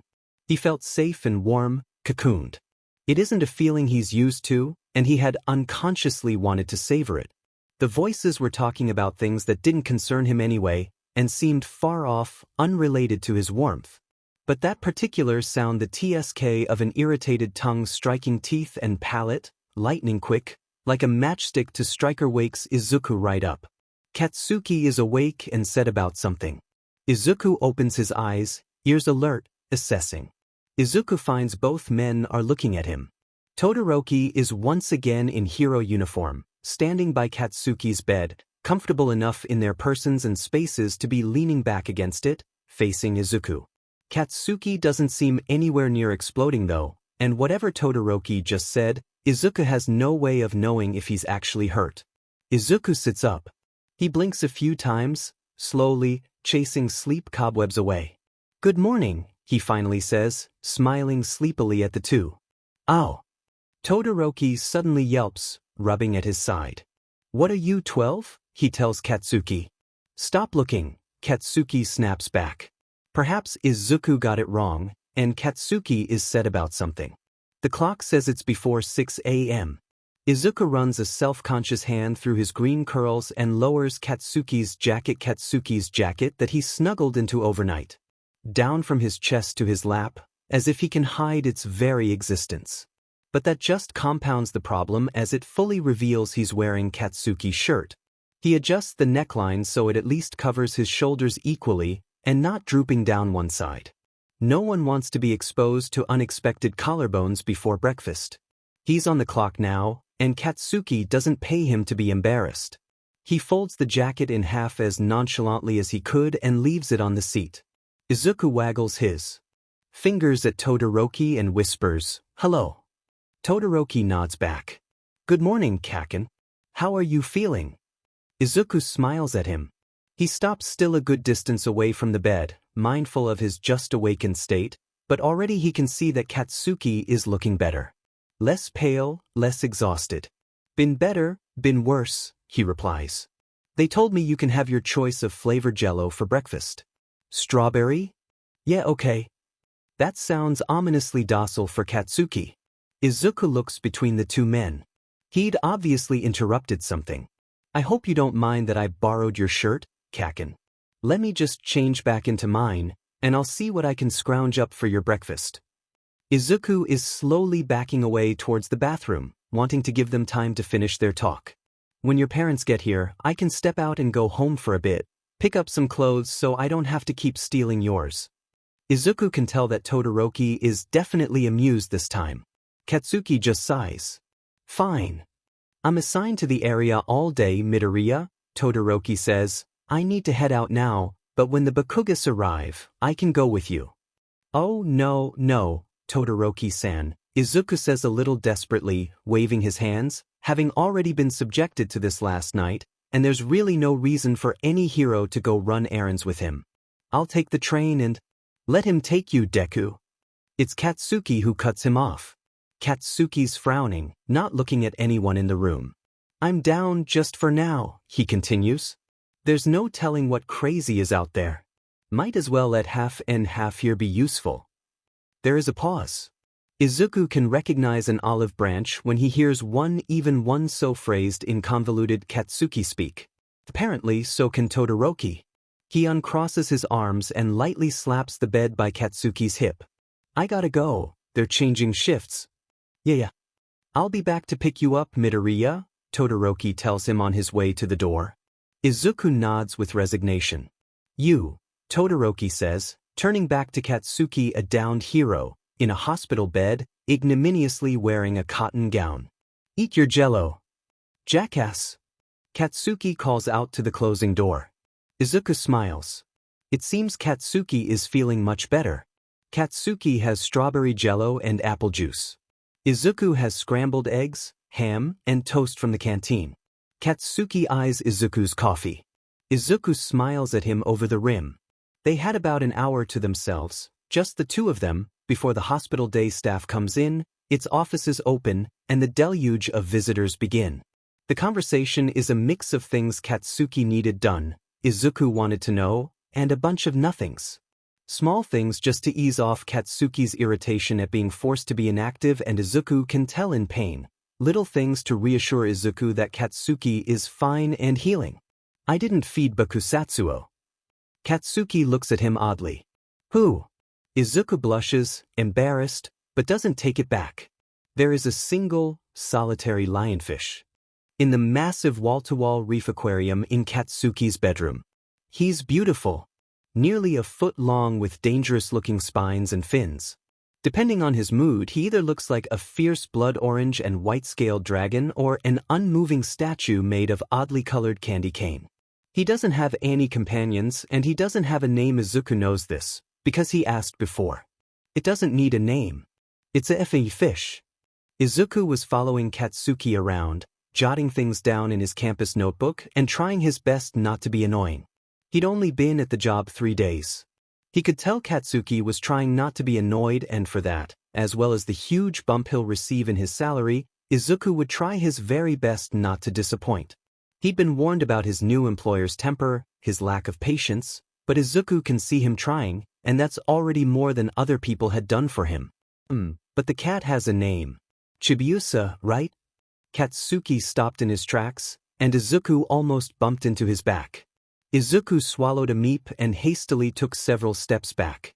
Katsuki turned around slowly, much like Izuku imagined a mountain would move. The FNG cat came with a name. You think I'd even call a cat Little Rabbit? Izuku vehemently shook his head. No. Katsuki gave him a look that Izuku would come to know very well in the coming months. Patience, the look said, if you don't fire this stupid PA today, you don't have to train another one for another day. The fish doesn't have a name and you don't touch it. Not the tank, not the lights, not the water, not the FING glass. No feeding, no cleaning. Nothing. Ever. We good, Deku? Yes, Kaken. No fish for me. Ever. Got it. He made sure to write it in his notebook and underlined the ever twice. 3 bedrooms, 4 bathrooms, a training room, a breakfast nook, an impressive living area with panoramic view of the city, a barely used dining area, and a chef-standard state-of-the-art kitchen. The only thing Izuku doesn't take care of within that set of rooms is that single fish with its own tank that takes up one whole wall of Katsuki's master's bedroom. He's read up on them just in case. Watched Katsuki do the feedings, hovered around while the professional indoor aquarium cleaners did their thing. Katsuki has a standing arrangement with a local fish store for feed and it gets delivered regularly. Izuku only needs to place it in its designated spot in the freezer. The fish knows Katsuki, follows him around sometimes, on the off chance it's feeding day. It completely ignores Izuku. Izuku has taken to talking to it whenever his tasks take him to Katsuki's bedroom, calling it Bakusatsuo, from the print on Katsuki's old t-shirt, "I am Lord Explosion Murder." That and the fish looks exactly like what a Lord Explosion Murder would look like. Bakusatsuo, he tells Katsuki. You know your fish. Katsuki is in the hospital bed, not so much sitting up as reclining at a severe angle. You named my fish? I can't believe you named my fish. Izuku smiles. If that's Katsuki's only objection to it, then it's fine. But what would you have named him? After a pause, Katsuki glares at him. Izuku tempers his smile. The glare looks decidedly, just a smidge, on this side of a pout. The fish looks exactly like a Bakusatsuo. Anyway, Kaken, I didn't feed him. Katsuki waves it away. It'll be fine for now. Let's wait for when the doctors say I can go home before we worry about what to do with it. Him. Katsuki gives Izuku a look. How do you know it's a him and not a her? The cleaning guy told me. H&E. Izuku takes an imaginary sip from his empty coffee cup to hide his smile. The early morning is an influx of pro-heroes, young, veterans and all. Izuku would open the door, see yet another familiar face, throw a look back at Katsuki just in case, who'd then invariably frown but nod his head the smallest possible amount. Step back, wait until the pro-hero shows their get-well-soon gift to Katsuki, offer to take it from their hands, retreat and place the gift on the long table prepared for precisely such a reason. The hospital knows the kind of patients they get in this special wing. He always offers to share the gift. They're almost always some kind of delicacy, but no one ever says yes. Izuku makes a mental note to buy their own special cakes and snacks that they can offer Katsuki's visitors. He frets that they don't even have any tea to provide. Izuku leaves the cards where they are for now, still attached to the gifts, but he notes who gifted what in the off chance Katsuki could be prevailed upon to sign thank you cards that Izuku will prepare. Maybe Izuku can still send them unsigned if he can't corner Katsuki on a good mood. Izuku has taken to sitting at a seat farther in the room, away from the bed, leaving the visitor space to spend time with Katsuki without him, a stranger and a civilian, hovering. He had bowed and tried to leave the room when the first pro-hero arrived, but Katsuki told him to sit the F down, Deku. It's just Ida. Most of them don't stay long. Dynamight is the #1 pro-hero. They're worried about him, of course, professionally even if not personally, but a lot of the visits are in the form of courtesy calls. They're there because societal rules and decorum dictate that they show their concern. Izuku wonders how many of these kinds of visits Katsuki has had to make over the years, and whether he preferred to do it alone, so he could leave at the earliest possible moment, or with someone, so he wouldn't have to carry the conversation. Other than Todoroki, and then Kirishima later, Ida is the only person from Katsuki's UA class that Izuku sees that morning. Although Izuku knows that Katsuki's phone has been buzzing with group chat messages since earlier in the day. Kirishima arrives past mid-morning with Katsuki's parents. Izuku had somehow expected them to arrive earlier, but they'd obviously done this whole rodeo before because they came bearing the very same special cakes and tea that Izuku had bitten his nails to the quick with anxiety at not having. Izuku doesn't know if they timed it, and if they did, how, but the elder Bakugas show up during a lull in the arrival of visitors. Good morning, Izuku-an. Mitsuki gives him a hug, sure of her welcome with him at least, before she moves to offer her aggressive brand of affection to her son. Katsuki allows the hug, but not the hair petting. Izuku can see Katsuki is tired, his energy flagging from all the morning visits, but is too awake, an unfortunate combination. His mother's affection only makes him cranky. If Mitsuki tries a little later when he's feeling sleepy, she'll probably get more success. He silently wishes her luck, hiding a smile at how her angry pout is exactly like her son's. Izuku sets up the cake and tea for easy service when the next guests come. He looks at the chair he'd been using all morning away from the bed, then looks at the people around the bed now, fussing at Katsuki. Izuku decides to join in the fussing. He's becoming more and more selfish every day. It's been over 2 hours, Kaken. You can have some more jello, if you like. Ooh, jello, Kirishima says.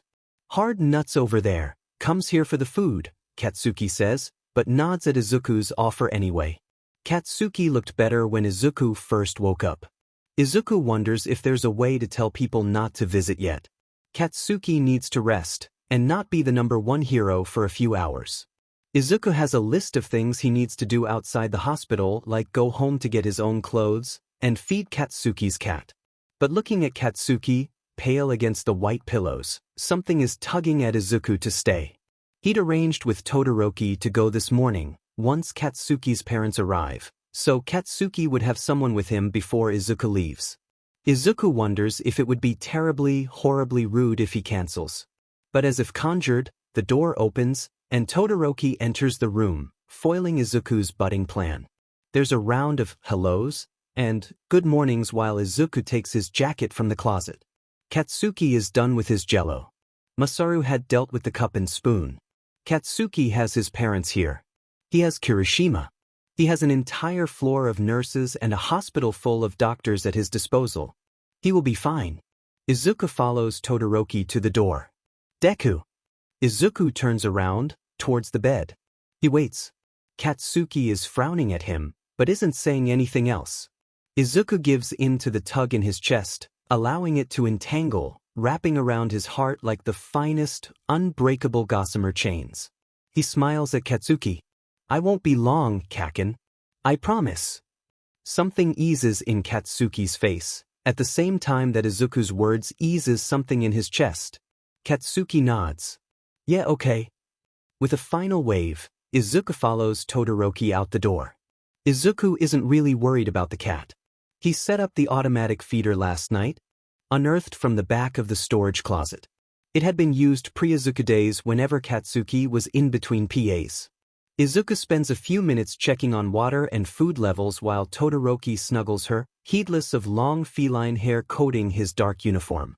With both food and companionship requirements fulfilled, Chibiusa soon lets it be known in no uncertain terms that she's done with humans for the day and wants to be set down for her nap.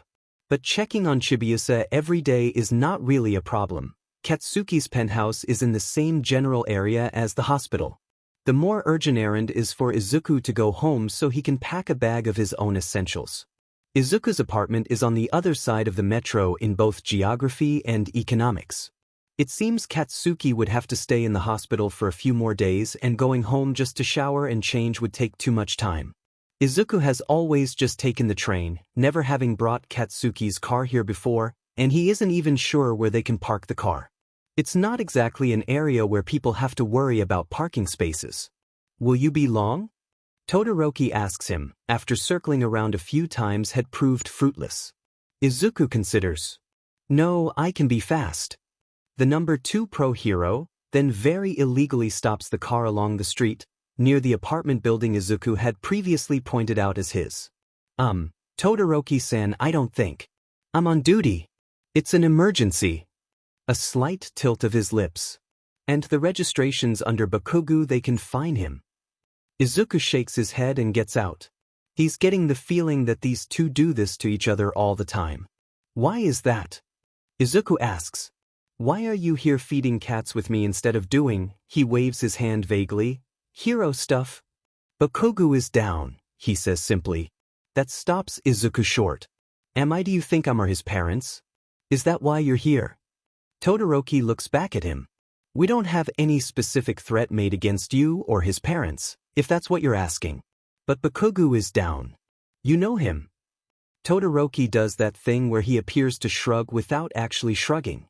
None of us like being vulnerable, but he takes it to a whole different level. Having someone with you right now takes the edge off his mind. In theory, at least. He's not ever going to be happy you're out and about while he's laid up in bed with stitches. I see, Izuku says, despite not really understanding. So this is like protocol for you. We do it because we're his friends, he corrects him gently. Oh, that's… Izuku wonders how he's supposed to respond to that. Thanking the man would be too presumptuous. Todoroki isn't doing it for him but for his friend. But Izuku also feels as if his chest is going to burst, so full is it of emotions he doesn't quite know what to do with. He settles for, "Thank you for caring, Todoroki-san," blinking green eyes rapidly in an effort not to cry. "Don't worry about it, Midoriya. He sleeps better." And arrested. Bakugo is a less cranky one. It works out well for everyone. Izuku has no difficulty recognizing the slight movement of Todoroki's lips for what it is this time. He nods, swallowing a sob, turning it to a choked laugh. Todoroki keeps his eyes out, looking around the area as they walk to the apartment building. It's old, like the whole neighborhood, badly in need of many things that a fresh coat of paint is the least of its problems. Izuku isn't worried about the car expensive looking as it is. It will still be there whole and unscathed when they get back. The gleaming surface would probably have some fingerprints from curious people, but that would be the extent of it. It's not an unsafe neighborhood, just poor. "Does Bakugo know you live here?" Todoroki asks as Izuku struggles with unlocking the door. It sticks. The old lock is not aligned anymore. There is a trick to it where you have to pull the heavy door in and up at the same time while you turn the key. But it has somehow chosen today to be uncooperative and only unlocks after the fourth try. It leaves Izuku heaving at the exertion. Izuku looks up at him, the door now unlocked but still unopened. Todoroki had asked the question in tones neutral, like he's asking if it's raining. Not to offer an umbrella, not judging why Izuku is out in the open when the sky is pouring. Just a polite expression and a question as placid as a mountain lake. Izuku wonders if this is Hiro Shudo asking. He nods. He's been staying in this apartment building for close to 4 years now, and it's the address he used when he applied for the position as Katsuki's PA. But he doubts Katsuki knows where it is exactly and how far from his world it truly is. Izuku smiles. "It's not as bad as it looks, Todoroki-san. My neighbors are good people." And they are. They're a bit noisy sometimes. Some people probably drink more than they should, not wash as often as they should. The school children perhaps are a little less considerate than what other kids their age with 2 parents who have time to DSPLN them would be, but no one steals from anyone, and people generally try to look out for one another probably because they know they can only rely on each other. They all like Izuku, and he tries his best. Izuku pushes open the door to reveal his tiny apartment. It's clean. He can't do much for what's outside, but Izuku takes good care of what little he has. There isn't much to see. It's a one-room apartment. Izuku is lucky to be able to afford this alone and have his own bathroom. At night, he pushes the low table to the side and lays the futon out for sleeping, but for now, the thin mattress is folded and stored in the closet. Izuku would perhaps be ashamed of being poor, but Todoroki Shudo is no way his social or economic equal. Leaving the fact that he's one of the most powerful quirk users in the country, Izuku knows from old news articles and what Katsuki has dropped over the years that Todoroki comes from a wealthy family. He'd grown up with rich parents who sent him to elite private schools and mingled with equally wealthy children and adults. Izuku's state of living is so far away from Todoroki's, as his quirklessness is from him being number 2 pro hero. He might as well compare himself to the moon. "Would you like some tea while I grab a few things?" Izuku's mother was sick almost the entire time he was growing up, but she had been a very gracious woman and had imparted her values to her son. Todoroki shakes his head. "Thank you. I've never patrolled in this area before. If you're okay here, I would like to look around instead." "Go ahead. I'll be a few minutes." Todoroki leaves him to his packing. There isn't much to pack really. Clothes are the important thing. A towel. He'd brought Katsuki's toiletries from the penthouse, so Izuku had used the personal items provided by the hospital the night before, like the soap and toothbrush. Izuku is done and waiting outside before Todoroki returns. He sits on the stoop. There's a small crowd of curious people around Katsuki's car, and Izuku thinks this is perhaps not the best idea. He should have insisted on taking the train, or at least, parking farther away. He would have to field questions about this from his neighbors, none of whom know he works for number 1 pro hero Dynamight. Izuku reflects that Katsuki should have gone to one of those elite private schools as well. Except he had this idea of being a #1 pro hero with a backstory, the first one to come from a nowhere school like Uradara. He's not a legacy hero like Shudo or Ingenium, but his parents had been well off from their fashion business. To this day, Izuku doesn't know how Katsuki had persuaded his parents to let him study in Uradara. How does a 7-year-old strong-arm his parents into letting him have his way in something as important as schooling? The contrast to Izuku's younger self couldn't have been more pronounced. He was already 13 when he learned he and his father would be moving away. He hadn't been given a choice back then, just whisked away like part of the furniture. Except they hadn't brought any furniture with them. They left in the middle of the night with only a bag of what they could carry. It still hurts to think about it, how he had to leave behind much of what he had left of his mother. He hadn't understood they wouldn't be back. He hadn't even gotten to say goodbye to his friends, what few of them he had. It had seemed impressive to grade school Izuku at the time how Katsuki has a backstory, coming from humble beginnings and rising as an explosive star. Like a real hero. Looking back now as an adult, it seems hilariously contrived. It's a wonder the media never picked up on it. Or perhaps they did, but Katsuki's PR team did what they are being paid to do and did damage control. Izuku, though, would be the last person to mind it. It meant he and Katsuki got to spend their early lives together. Izuku wouldn't trade it, even when the later years hadn't been as good as the ones that came before. Izuku has memories, magical, golden ones of him playing with Katsuki as children, happy and carefree in a way he hasn't been since. And if asked if he has to choose, Izuku will say those handful of years are worth everything that happened to them after. Doesn't that seat give you a crick in the neck? Katsuki asks from the hospital bed. It's his 3rd night in the hospital, and Izuku's, too, in the makeshift bed he made from the reclining chair. Did I wake you? Izuku whispers instead. It's been hours since visiting hours ended. Katsuki had drifted off some time ago. Izuku is nestled in the seat under a thin blanket, his feet in clean, cozy socks. He'd turned the overhead lights low, but he'd been looking at something on his phone and he worries he woke up Katsuki with the light. Katsuki shakes his head. It's quite comfy, Kaken. Izuku answers the previous question. He stretches and wiggles his toes to prove the point.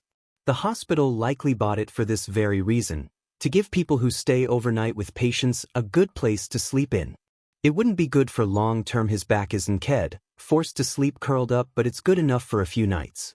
Katsuki doesn't seem inclined to go back to sleep, so Izuku sets aside his phone. I suppose you're glad you can go home soon, he says, just to make conversation, keeping his voice low and soothing. Katsuki makes a huffing sound, neither one of agreement or negation. It won't make much of a difference, I'd still be stuck at home. The doctors are optimistic about Katsuki's recovery and, barring unforeseen emergencies, he could be discharged as early as tomorrow. He's healing well, aided by medical quirks. But it's sapping his stamina and he's been put on forced recovery leave by his agency. Izuku had been expecting, and been prepared for, a grumpy Katsuki. But while he hadn't been a docile, model patient that would have made Izuku really worry, a hospital-bedridden Katsuki hadn't been that bad.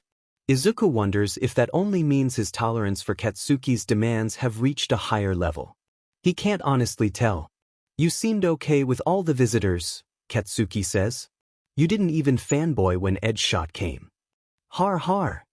Izuku says, miming sarcastic laughter, willing as always to be the brunt of Katsuki's amusement, if it means he's in a good mood. Then because who else can Izuku fanboy with than someone who already knows and can't escape? Izuku excitedly whispers. He looked so much cooler up close, Kaken. He nodded at me. He's all right, Katsuki says in high praise for the older hero. His strategies are sound. Izuku has seen and been in forced contact with pro heroes through his job as Katsuki's PA, but those were usually 1 or 2 of them spread over a few days. And even then it would mostly be the same heroes, like Kirishima or Uraraka, or the many junior pro heroes in Katsuki's agency. The near constant flow of visitors at Katsuki's hospital bedside, however, is on a different level. Renowned hero after even more renowned hero came to visit. Izuku offered them all cake and tea. I think it was the shock of seeing Hiro Shudo that first day. I guess if I could handle him driving for me, what's Kamui Woods accepting a slice of cake? Izuku says with good humor. He doesn't say the obvious reason, that Izuku had been worried about Katsuki, and that had been at the forefront of his mind, making every hero's appearance a non-event in comparison. You like half and half? Katsuki asks. There's an odd note in his voice, nonchalant in a way that seems forced, like Izuku's answer doesn't matter but he'd thought to throw the question out there anyway. It's odd because Katsuki is rarely just neutral, he's explosive for or explosive against. I do, Izuku says, unsure what Katsuki wanted to hear but choosing truth over prevarication anyway. Izuku waits but Katsuki doesn't respond, so he elaborates. He's very different from how he is on TV. I would never have expected him to be funny. I can see why you like him, Kaken. He's a pain in my butt, Katsuki says, almost mumbling the words. Izuku laughs, probably too loud in the evening silence, but he couldn't help it. There must be a real rivalry there, how can there be not? They've been made to compete against each other since their UA days. Katsuki had edged out Todoroki from the #1 spot for the last 4 years. That had to sting, even if only professionally. A reminder of how his father was always second to All Might. But there is something about them that's akin to two schoolboys, power walking down the corridors, jostling arms, as they see who can reach the canteen first during recess. I'm glad you have good friends, Kaken. They're much better for you than the ones you had back in our school. Katsuki frowns at that. We were friends. Izuku smiles. They were hardly friends, not really. He was just one of the many satellites that orbited the blazing star that was young Katsuki.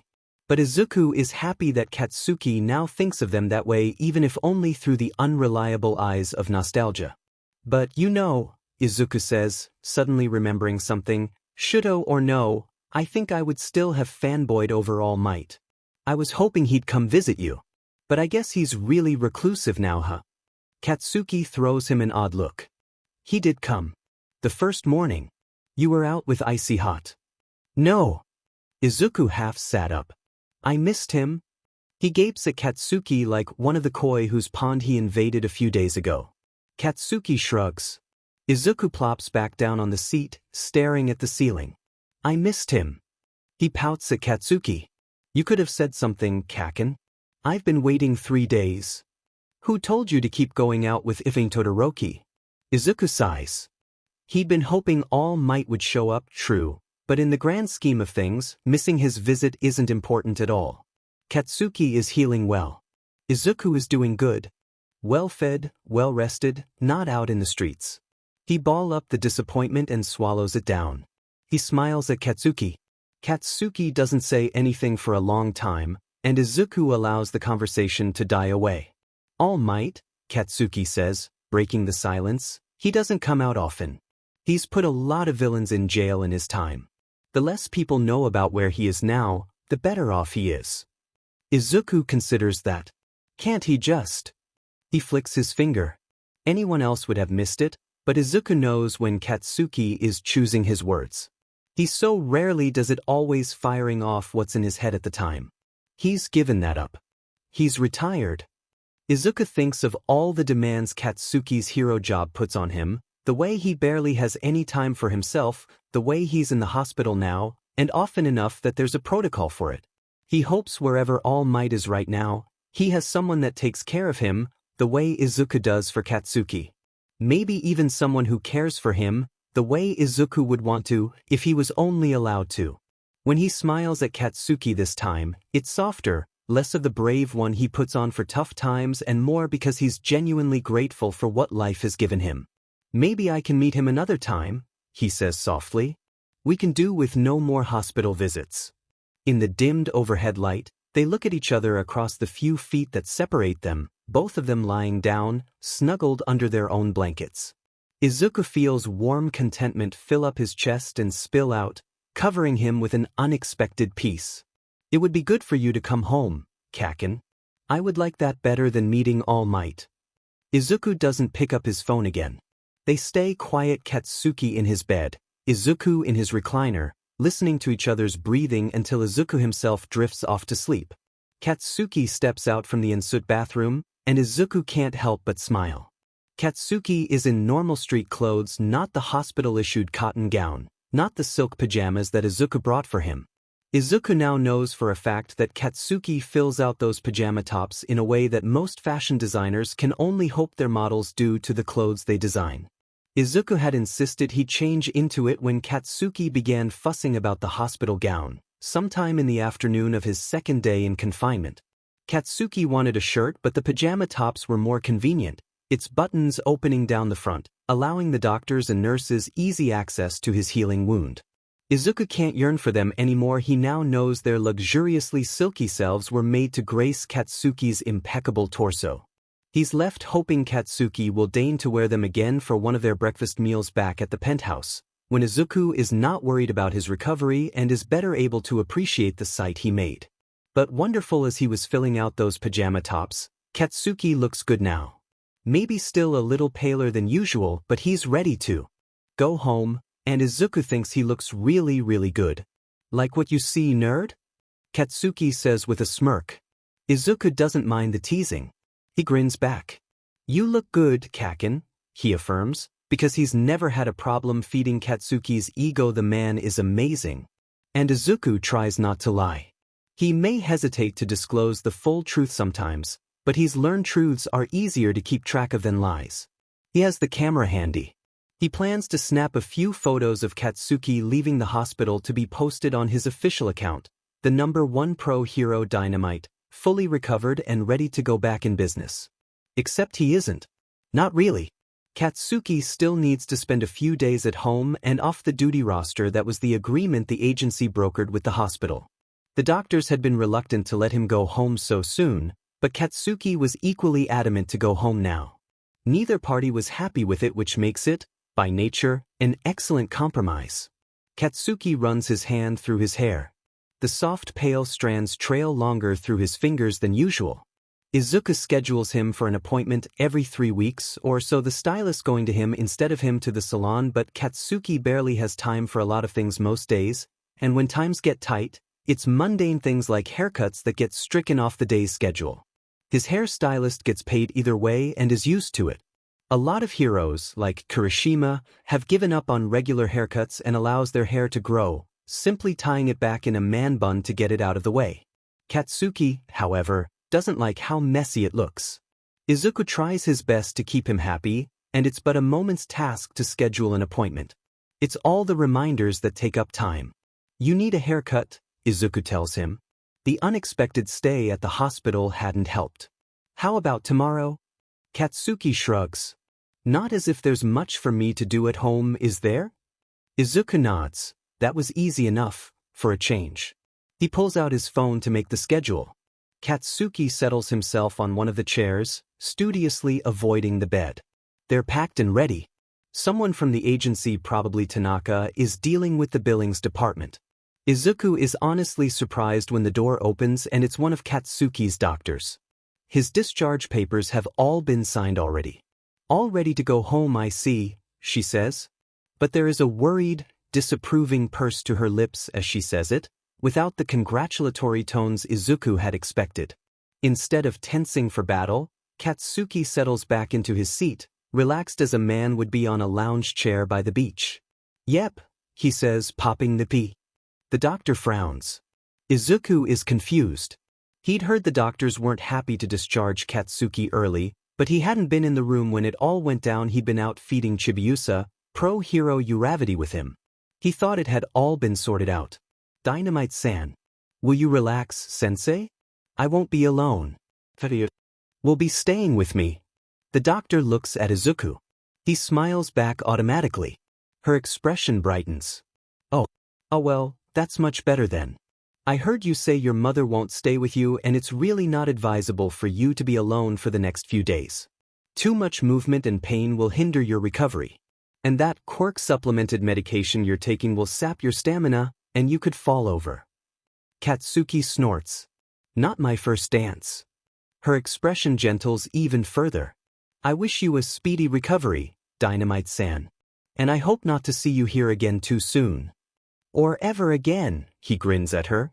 She runs through the do's and don'ts with Izuku, nothing particularly difficult or problematic about it, mostly to try and keep Katsuki from exerting himself but towing the line of needing to be moving and active a few minutes throughout the day to encourage his body to heal.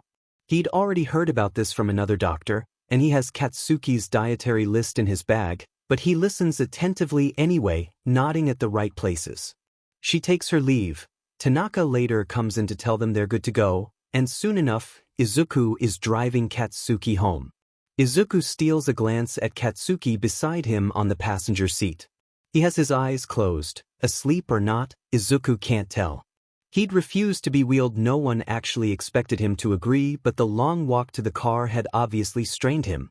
Izuku doubts he can urge him to bed when he gets him home, but perhaps he'd consent to lie down on the couch. Izuku can put a Silver Age documentary on. His thoughts prove to be true. Katsuki actually tries to grab the duffel bag full of clothes on their way up. Izuku manages to hold off rolling his eyes and adroitly evades Katsuki's grasping hand. He hands him the camera bag instead. Upon getting inside, Izuku knows better than to ask if Katsuki wanted to rest. "I'm gonna get some work done, Kaken. You in the mood to eat anything yet?" Katsuki shakes his head. He's standing in the middle of the living room. It's not quite noon. Bed is out of the question. "You mind if I put All Might on?" Izuku asks, but he already has the remote in his hand, pointed at the wide TV in front of the couch. All Might's fine. Katsuki sits down on the sofa and faces the TV. Izuku keeps the sound low. He knows Katsuki has seen this film before, many times. He leaves the room to take care of the laundry. When he next peeks in, Katsuki is lying on the sofa, fast asleep. 2 hours later, Izuku sets a tray on the low table in front of the couch. The kanji is covered and will keep warm for a while. Katsuki is still asleep. Izuku stays kneeling on the floor. He borrows a few moments from life and looks at Katsuki. Izuku hasn't really processed yet what Todoroki had told him, that not a lot of pro-heroes have families, that labels aren't important, that Katsuki wants him there. Katsuki's personality is more explosive than abrasive these days. Izuku hadn't lied to. Mitsuki Katsuki has grown a long way since they were kids. He's rich, popular, and he's very attractive. Granted, he's busy saving this part of the world, but he could have anyone he wants, really. It seems a shame that he only has Izuku to take care of him. "Stop if he's staring at me, Deku," Katsuki says, without heat and without opening his eyes. Izuku feels a blush rising up his face, all the way to the roots of his hair. "How do you know I'm looking?" he says anyway, trying to wriggle away from being caught red-handed, as it were. "How do you even know I'm here in the first place?" Katsuki opens his eyes. They're mellow from sleep, but the red depths are clear. "Of course you're there. You're never far away. Always just there." Izuku bites his lip. That didn't sound like a complaint. He decides to take it as it is, a fact. It's not like he can deny it. "Where else would I be, Kaken?" he says. It was rhetorical, but really, Izuku had been in a lot of places throughout his life, many of them not pleasant. Here by Katsuki's side is not the worst place to be, not by a long shot. His 5-year-old self would approve. "Come on, have some kanji," Izuku urges with a smile. Katsuki's eyes flick to the tray. There's only one bowl and one soup spoon. They settle back on Izuku. Izuku's smile widens. "Sit up. I'm gonna get a bowl for me." They eat slowly. The kanji is thick and hot. Katsuki doesn't finish his. Izuku doesn't push. Katsuki is a grown man and his employer, perfectly capable of telling when he's had enough to eat. Instead of staying at his usual station on the kitchen island, Izuku brings the laptop to the low table, now cleared of soup bowls. He picks another old movie for the TV and keeps the sound low. He works through Katsuki's emails, people sending him get-well-soon wishes, people who need reassurance that their number one hero is still on the job. Katsuki stretches out on the sofa. He sleeps. Just as Izuku is beginning to worry that Katsuki would sleep too long and end up lying awake all night, Katsuki wakes up. He gets up to feed Bakusatsuo. Izuku takes this as his cue to get up off the floor and head back to the kitchen. He fires off a few more emails, checks Dynamite's social media. When he looks to see what happened to Katsuki, He hears the sound of the shower running in the master's bedroom. Izuku starts on dinner instead. Something light. Tomorrow, the groceries he ordered will be delivered, and he can cook something heavier. Katsuki doesn't seem to be in the mood for much food anyway.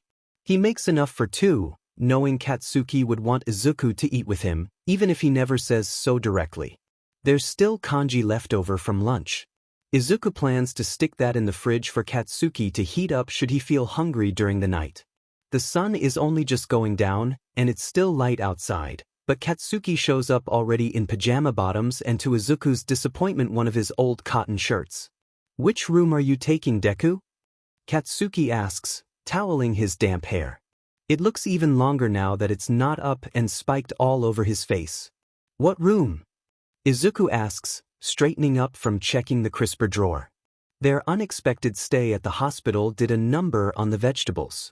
"Maybe take the one nearest mine." Katsuki has settled himself on one of the stools. Izuku looks at Katsuki, trying to understand the conversation. "Did you want me to stay overnight?" Katsuki scowls. "I told the doctor, didn't I?" Izuku ignores the churning pit that has opened in his stomach. Katsuki looks about 2 seconds from his, "Fine, see if I care," stupid Deku mood. It's something that hasn't happened in a while and Izuku would like to keep it that way. "You did, Kaken." "I heard," he offers. "I just didn't think you meant it. My bad." He smiles softly in apology. And he really hadn't. Izuku thought Katsuki said it to make a clean getaway from the hospital. It's not the first time Katsuki said or did something only to do what he wants after. He never would have thought Katsuki would be willing to let him stay over at his home. It was different at the hospital whether he admitted it or not. Katsuki needed care, and people went in and out all the time. The penthouse is his private place, and while Izuku spends a lot of hours here almost every day, Katsuki isn't there for most of it. Izuku goes home before Katsuki gets back. Well, if Izuku is staying over for the night, he needs clean clothes. His mind is running, studiously ignoring other things.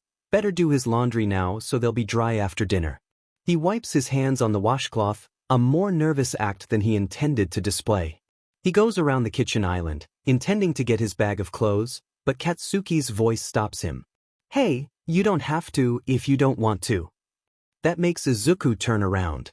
"I just thought you're tired." "I know I'm FNG tired. You don't have to take the train twice in one day if you're just heading here anyway. It's a big place, I've got room. You won't need to wake up at 5. As much as the situation makes Izuku's insides churn, he hates the uncertain look in Katsuki's eyes even more. Katsuki should never look that way, especially not because of Izuku. Izuku smiles, pushing his doubts away.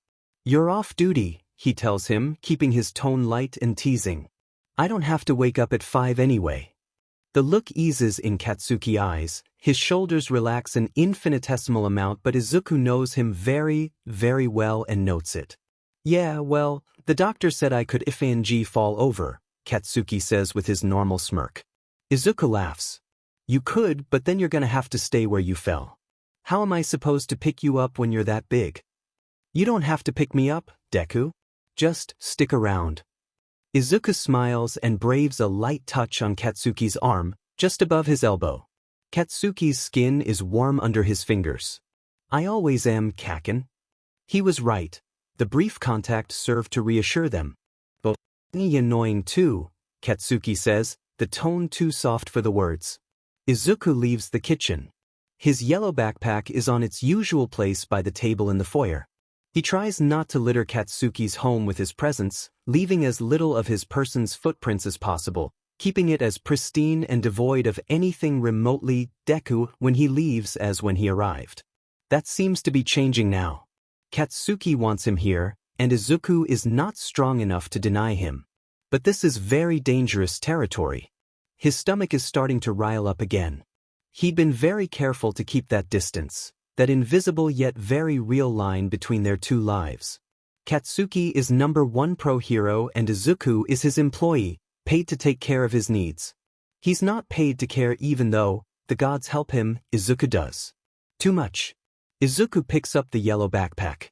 He passes the master's bedroom, the one place on this huge place where Katsuki's sweet smoky scent lingers the most. Izuku heads to the bedroom beside it. It's too late to hope he's not making a mistake. He can only hope, after all the dust settles, it won't be one that leaves him too devastated.